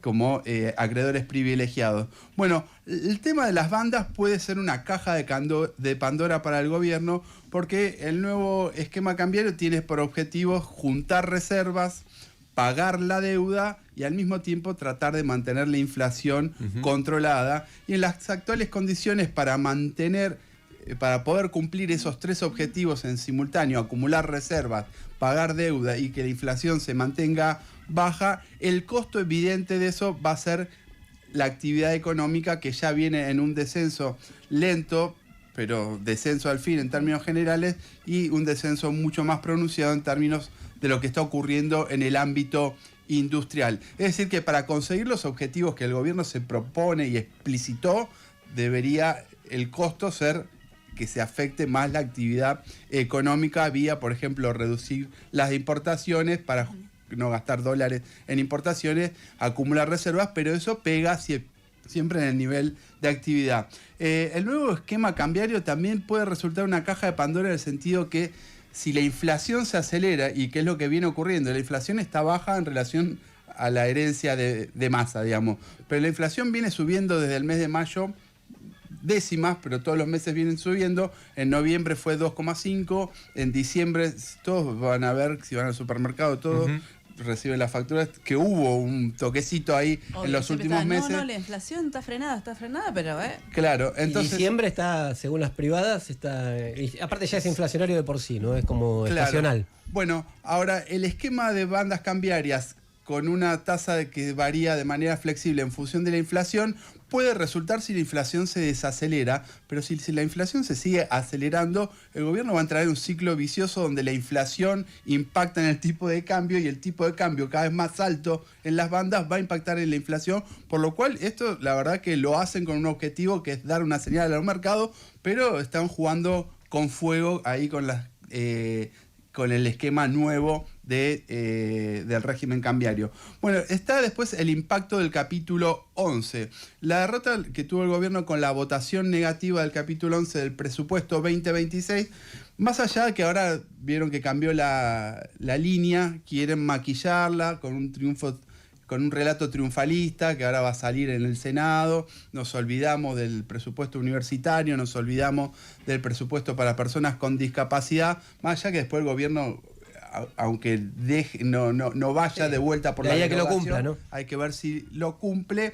Esto le trae problemas con los mercados, con el FMI, con los Estados Unidos, porque la derrota del capítulo 11 no importa solo por lo que tiene como contraparte, que es decir, un reconocimiento a la lucha del colectivo de discapacidad, un movimiento a la lucha que llevan adelante los universitarios, tampoco importa necesariamente por las implicancias presupuestarias que, si se cumple, van a afectar el superávit fiscal, pero puede ser que el gobierno de todos modos no lo cumpla, sino que la derrota del capítulo 11 pone en cuestión otro reclamo que le venían haciendo fuerte desde antes de las elecciones, que las políticas, desde que le venían haciendo el centro de poder imperialista, Estados Unidos, los mercados del FMI, que las políticas tengan un consenso. No quieren una nueva ley de glaciares metidas, dicho mal y pronto, a patadas en el culo, sino consensuadas por el conjunto del régimen político. Bueno, un poco el cambio de estilo de Milei, primero porque las encuestas le decían que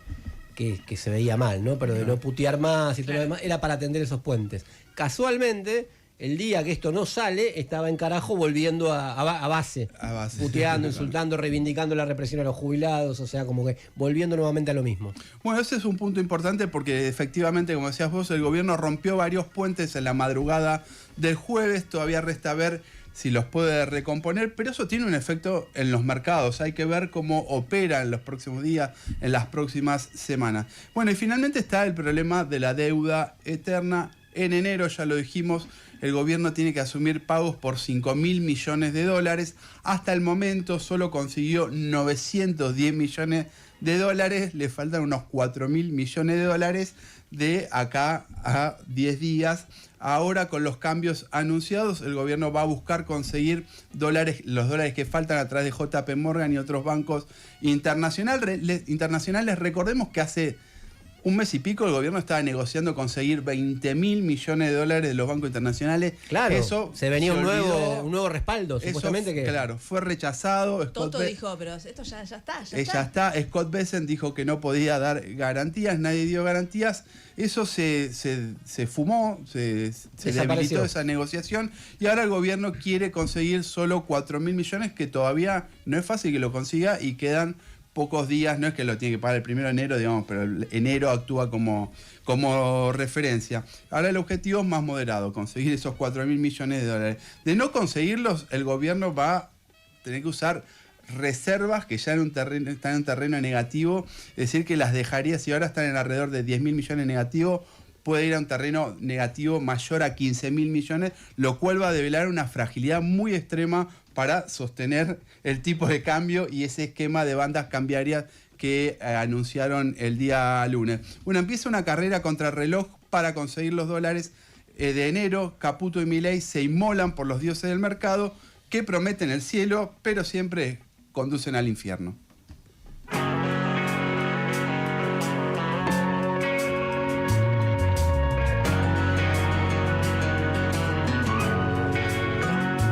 El Círculo Rojo. Fernando Rosso. radioconvoz.com.ar. Este domingo te voy a avisar. Son muchas cosas para conversar. Y mi energía se puede acabar. Solo con un disco mío. Y sigo pensando que estás re loca, nena.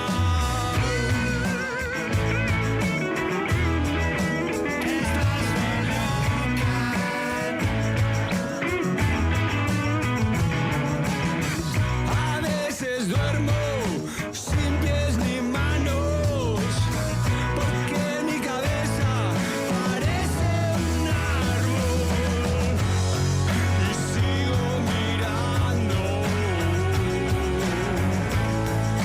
que estás tan sola. Sigo pensando yo también.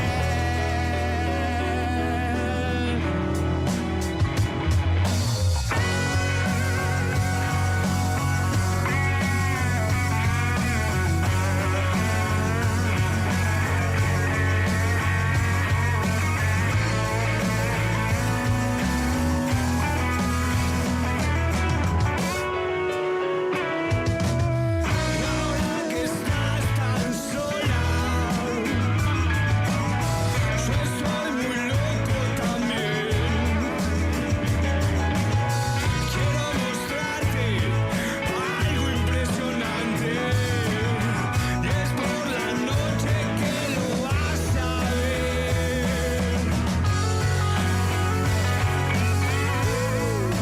Estás tan El tema de la reforma laboral pasó para febrero. Su tratamiento no quiere decir que el gobierno lo va a dejar de lado ni de cerca, va a tomar impulso, va a tratar de tomar impulso, quizás negocie, quizás no. Dicen que se fortaleció la negociadora del gobierno, que quiere ir a buscar a la gente de la CGT bueno, tratar de limar un poco y ver si salía algo consensuado o no. No se sabe. Pero bueno, el tema pasa para febrero.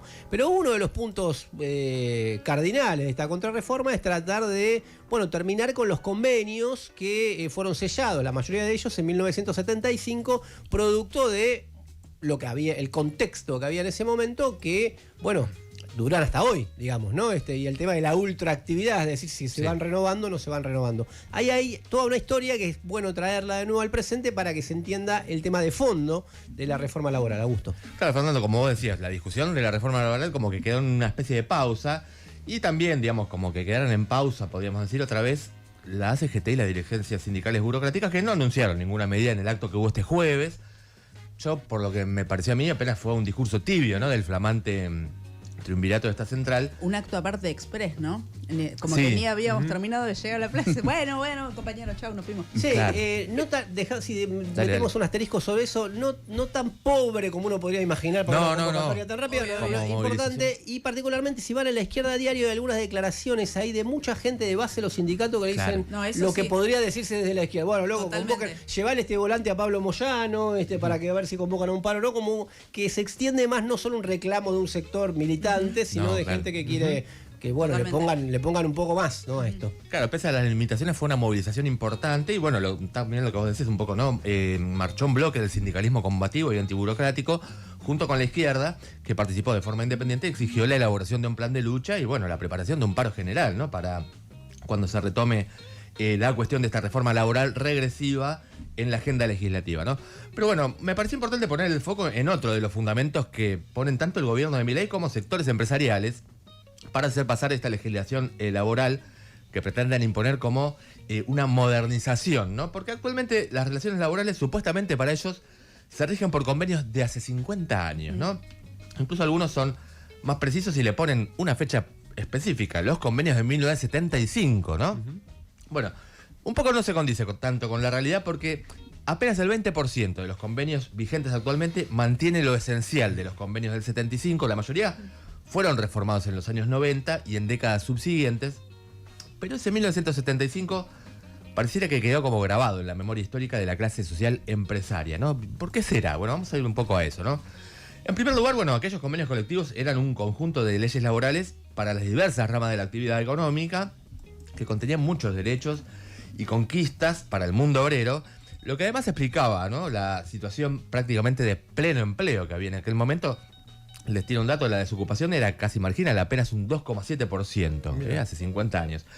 Y esa legislación no cayó del cielo, ni tampoco fue una dádiva o un obsequio de ningún gobierno benevolente, digamos, ¿no? Sino que fue expresión de una relación de fuerzas entre el movimiento obrero y las grandes patronales que se fue desarrollando desde el Cordobazo del año 69 y otros ASOS a fines de los 60, y que tuvo tal vez su punto más alto hace 50 años, en 1975, ¿no?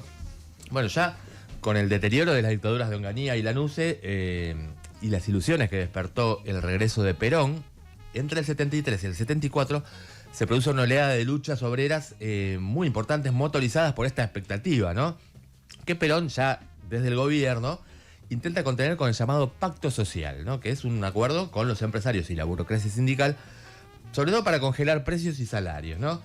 A lo que, bueno, también se sumaba la represión a los sectores obreros combativos que le daban impulso a algunas rebeliones antiburocráticas, ¿no? Sí, y parte de la izquierda peronista inclusive opuesta al pacto social, ¿no? Una gran parte de la izquierda peronista opuesta al pacto social. Esa vanguardia, combativa.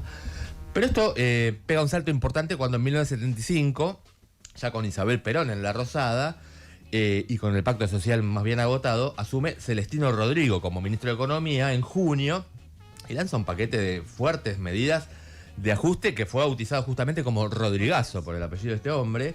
Se devalúa la moneda un 100% y hay un aumentazo de tarifas tremendo. El combustible, por ejemplo, sube 175%, ¿no? Claro, una corrida inflacionaria gigante que reaviva la discusión de las paritarias, a lo que el gobierno de Isabel y López Rega responde con un techo del 45%, ¿no? Para los aumentos salariales, desconociendo cualquier paritaria por encima de ese techo, ¿no? Imagínense que con ese nivel de inflación... Es lo que se llama cintura política, ¿no? Claro.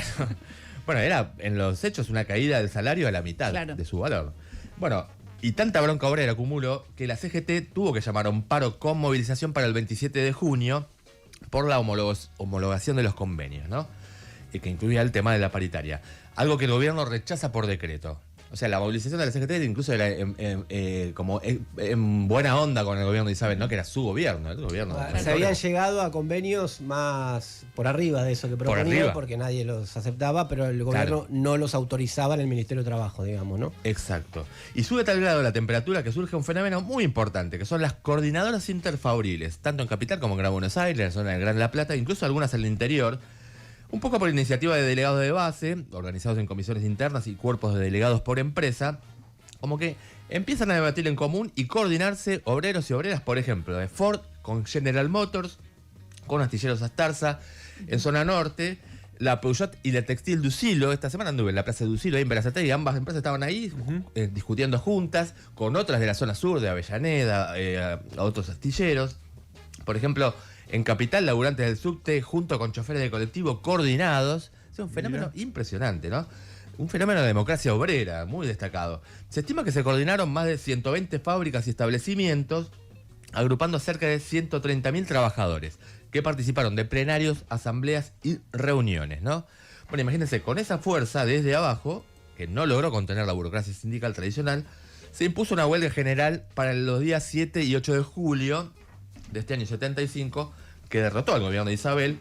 De hecho, renunciaron los ministros Rodrigo de Economía y López Rega, que era la figura poderosa, más odiada, sí. Y más odiada.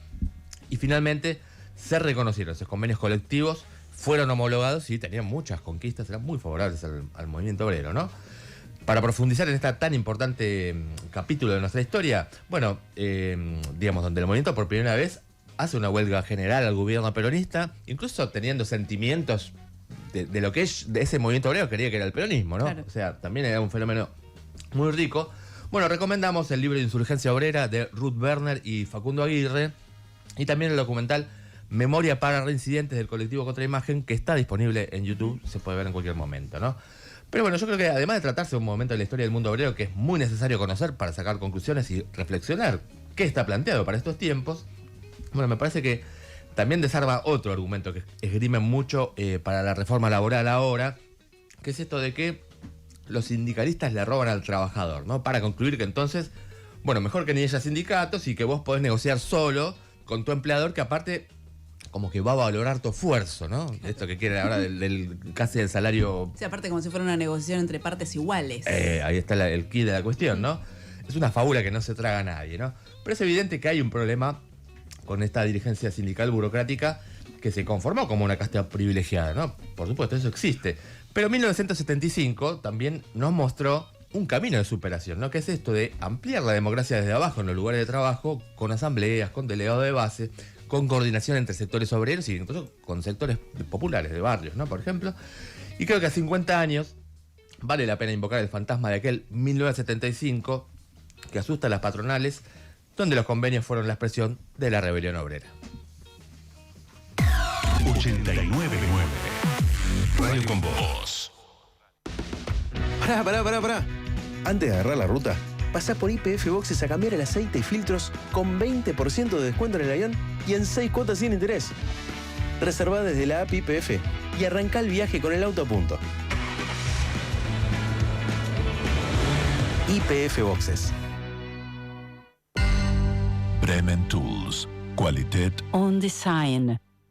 ¿Y si el futuro de la cirugía ya estuviera pasando hoy? En el Sanatorio Finoquieto contamos con quirófanos digitales de alto rendimiento y la tecnología robótica Da Vinci XC y Meiko, pionera en la Argentina. Así logramos la mayor precisión y el menor tiempo de recuperación, combinando siempre equipamiento de vanguardia, calidad profesional y la atención centrada en las personas. Sanatorio Finoquieto, líder en tecnología médica en el país. 89.9 Radio con Vos.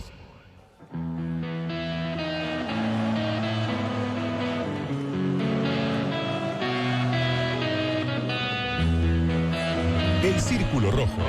Fernando Rosso. radioconvoz.com.ar.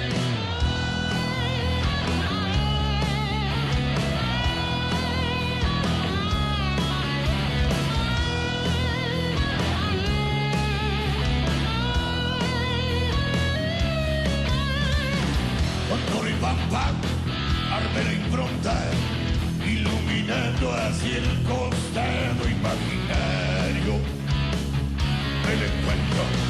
Vengo rockeando desde hace tiempo, soñando siempre una canción para animarte y darte aliento.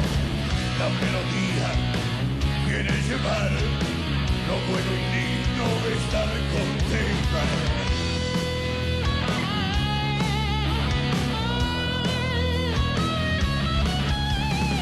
Un buen descanso, plato y sopa, el abrazo fraternal de un amigo que a la voz te está faltando, para que de un salto dejes la falopa y el enfundecido revinque anda rimándote en la caja negra día domingo.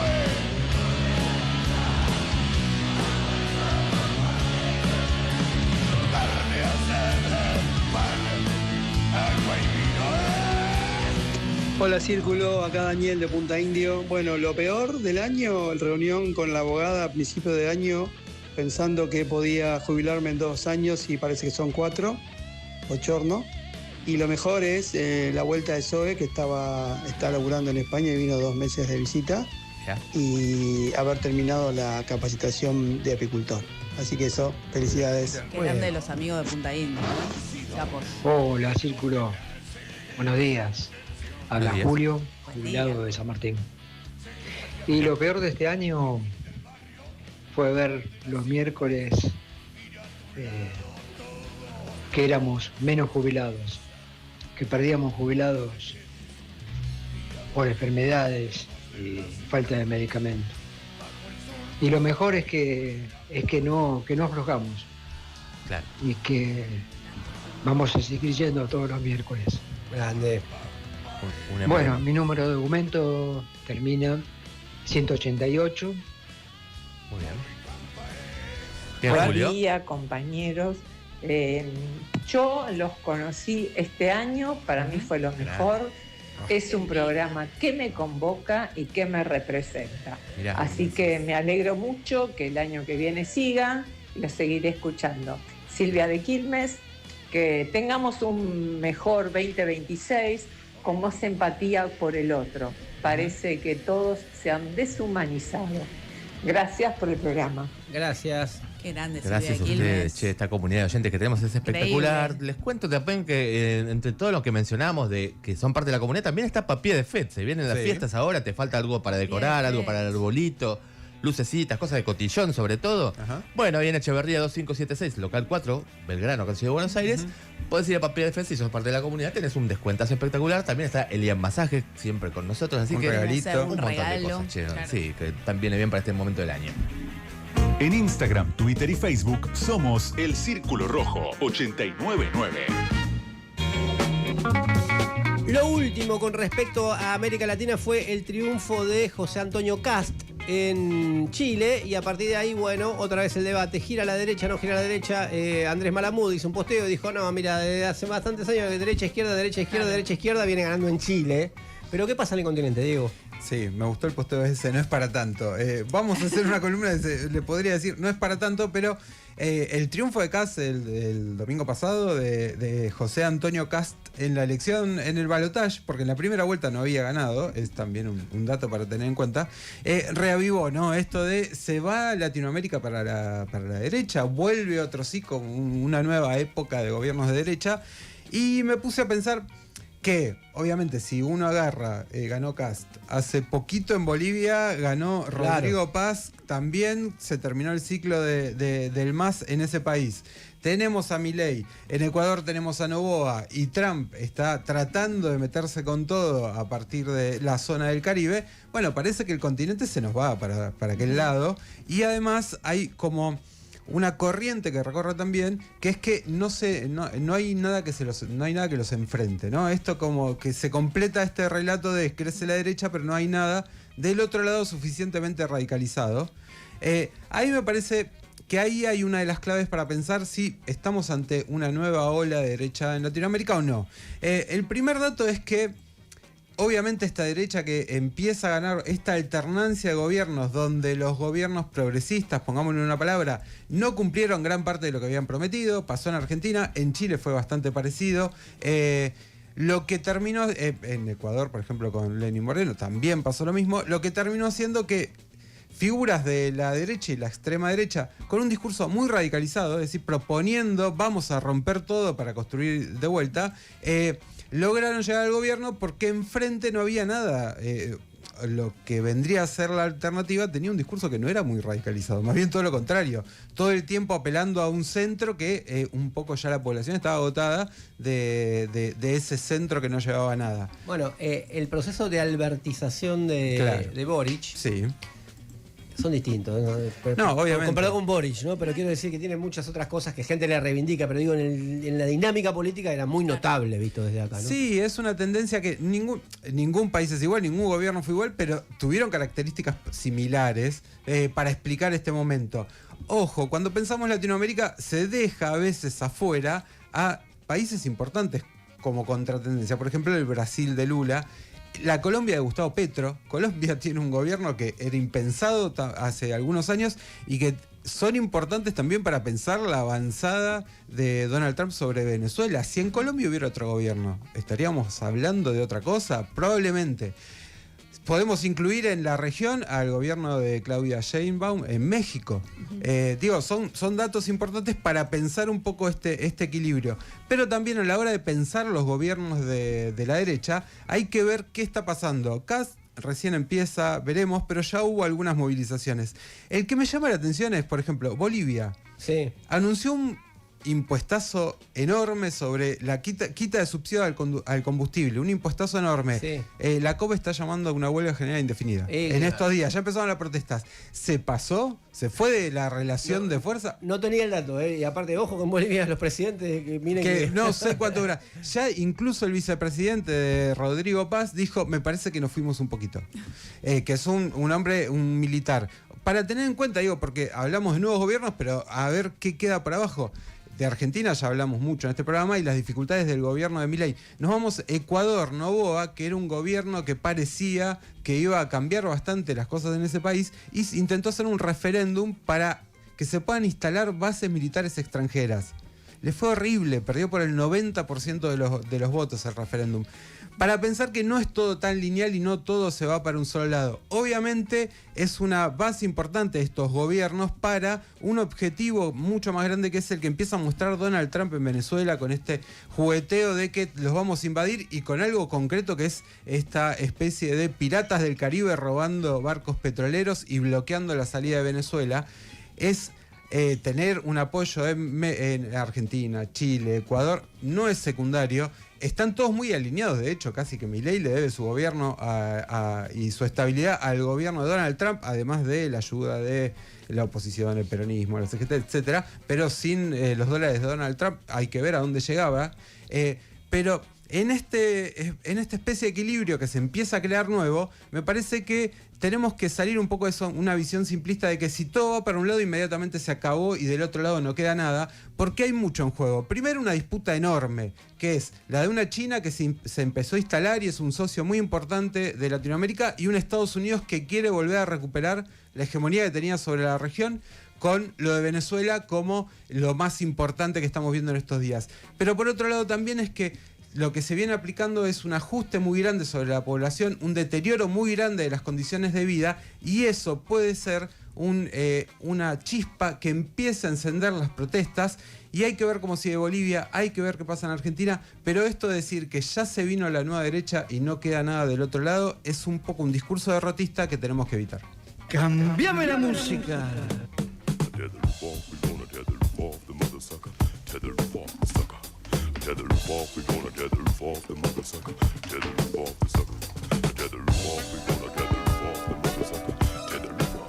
Tomen nota, se llevan libros, se llevan series, digo, para el verano, se llevan todos los Martín Fierro, los Celeste de Oro que se entregaron hoy, y ahora escuchen para una recomendación musical. tal, Fernando? Bueno, no somos muy habituales de escuchar funk en este programa. Me di cuenta de ese error de mi parte en estos cierres musicales. Y estamos homenajeando este disco que se lanzó esta semana. Se cumplieron 50 años, justamente también, en el año 75. Que funk, ahí canta Parliament con George Clinton, su cantante. Fue un disco que marcó época, se llama Mothership Connection. Porque, bueno, trajo mucho aquel imaginario del hombre llegando a la luna, o el ser humano llegando a la luna, mejor dicho. Series como Star Trek, ¿no? Viaje a las estrellas, etcétera. Pero desde la africanidad, digamos, desde el movimiento de los afrodescendientes. Entonces juega un poco con esto de una conexión entre astronautas negros con el espacio exterior en la Chocolate Milky Way, digamos, la vía chocolatada, una cosa así. Pero lo que tiene interesante, aparte de esta reivindicación en un mundo donde los afrodescendientes estaban medio ausentes, los astronautas eran todos blancos, fue muy importante musicalmente, ¿no? Porque para la música disco que le siguió, sobre todo para el hip hop original, marcó, digamos, una gran tendencia. Incluso si escuchamos a Trueno actualmente, esta onda está muy presente. Sí. Red Hot Chili Peppers, Ilya Kuryakin, bueno, de todo. Hizo escuela George Clinton con Parliament y merece este homenaje el disco Mothership Connection.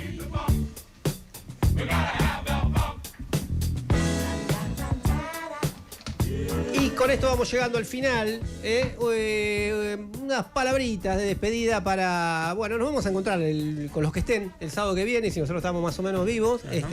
Vamos a estar acá, pero sabemos que empieza a cerrarse un poco el año. Para nosotros fue un buen año en el Círculo Rojo, pese a que, bueno, en el país no estuvo tan bueno, pero para nosotros fue un salto.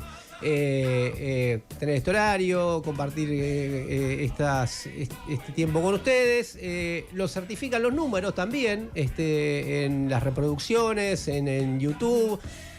Muy cercano a los programas más mainstream de la radio, no cercano a todos los mainstream, sino a los programas que son producciones de la radio, las reproducciones de nuestro programa, no para, en algunos casos mejores, inclusive no para hablar mal de nadie, sino para hablar bien de nosotros. Con un espíritu, digamos, que es el mismo que fue cuando lanzamos La Izquierda Diario, que es entrar en una disputa grande por el sentido común, por las ideas que no son buenas, tratar de superarla con ideas que sean mejores, y que eso se haga de manera amplia. Esto es una extensión un poco de esa idea, y que tomar partido no evita, digamos, tratar de hacer periodismo de la mejor calidad posible y lo más entretenido que nos salga. Por eso, bueno, seguimos el año que viene. Hemos lanzado la comunidad este año, que también fue para nosotros otro salto importante, y esperemos que siga creciendo el año que viene. Les agradecemos que nos hayan acompañado como todos los sábados. El año que viene va a cambiar el contexto, no va a estar más Diego antes que nosotros, así que va a haber otra programación, no sé si ya está anunciado o no por la radio. Nosotros seguimos en este horario y hemos formado parte ya de una comunidad bastante sólida, que también tiene un reconocimiento en la calle. El otro día estuvimos en la movilización y, por lo menos en mi caso, hay mucha gente que nos escucha. Y me ha pasado en mi nuevo barrio, que estoy en un nuevo barrio que también, que es gente que ha pasado por ahí y nos saluda. Pero bueno, les agradecemos.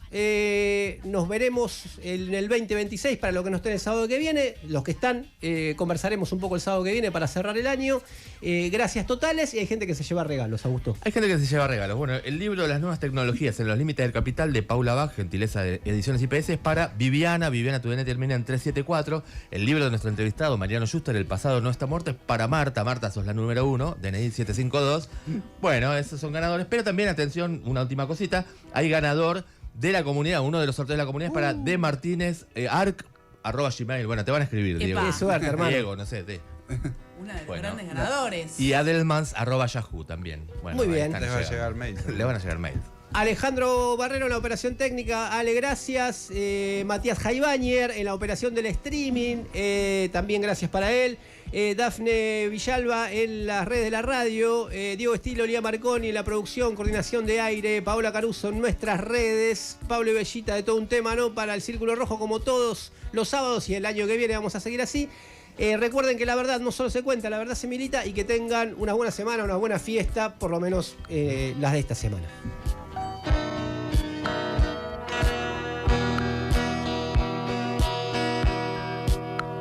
Girl called time, took a long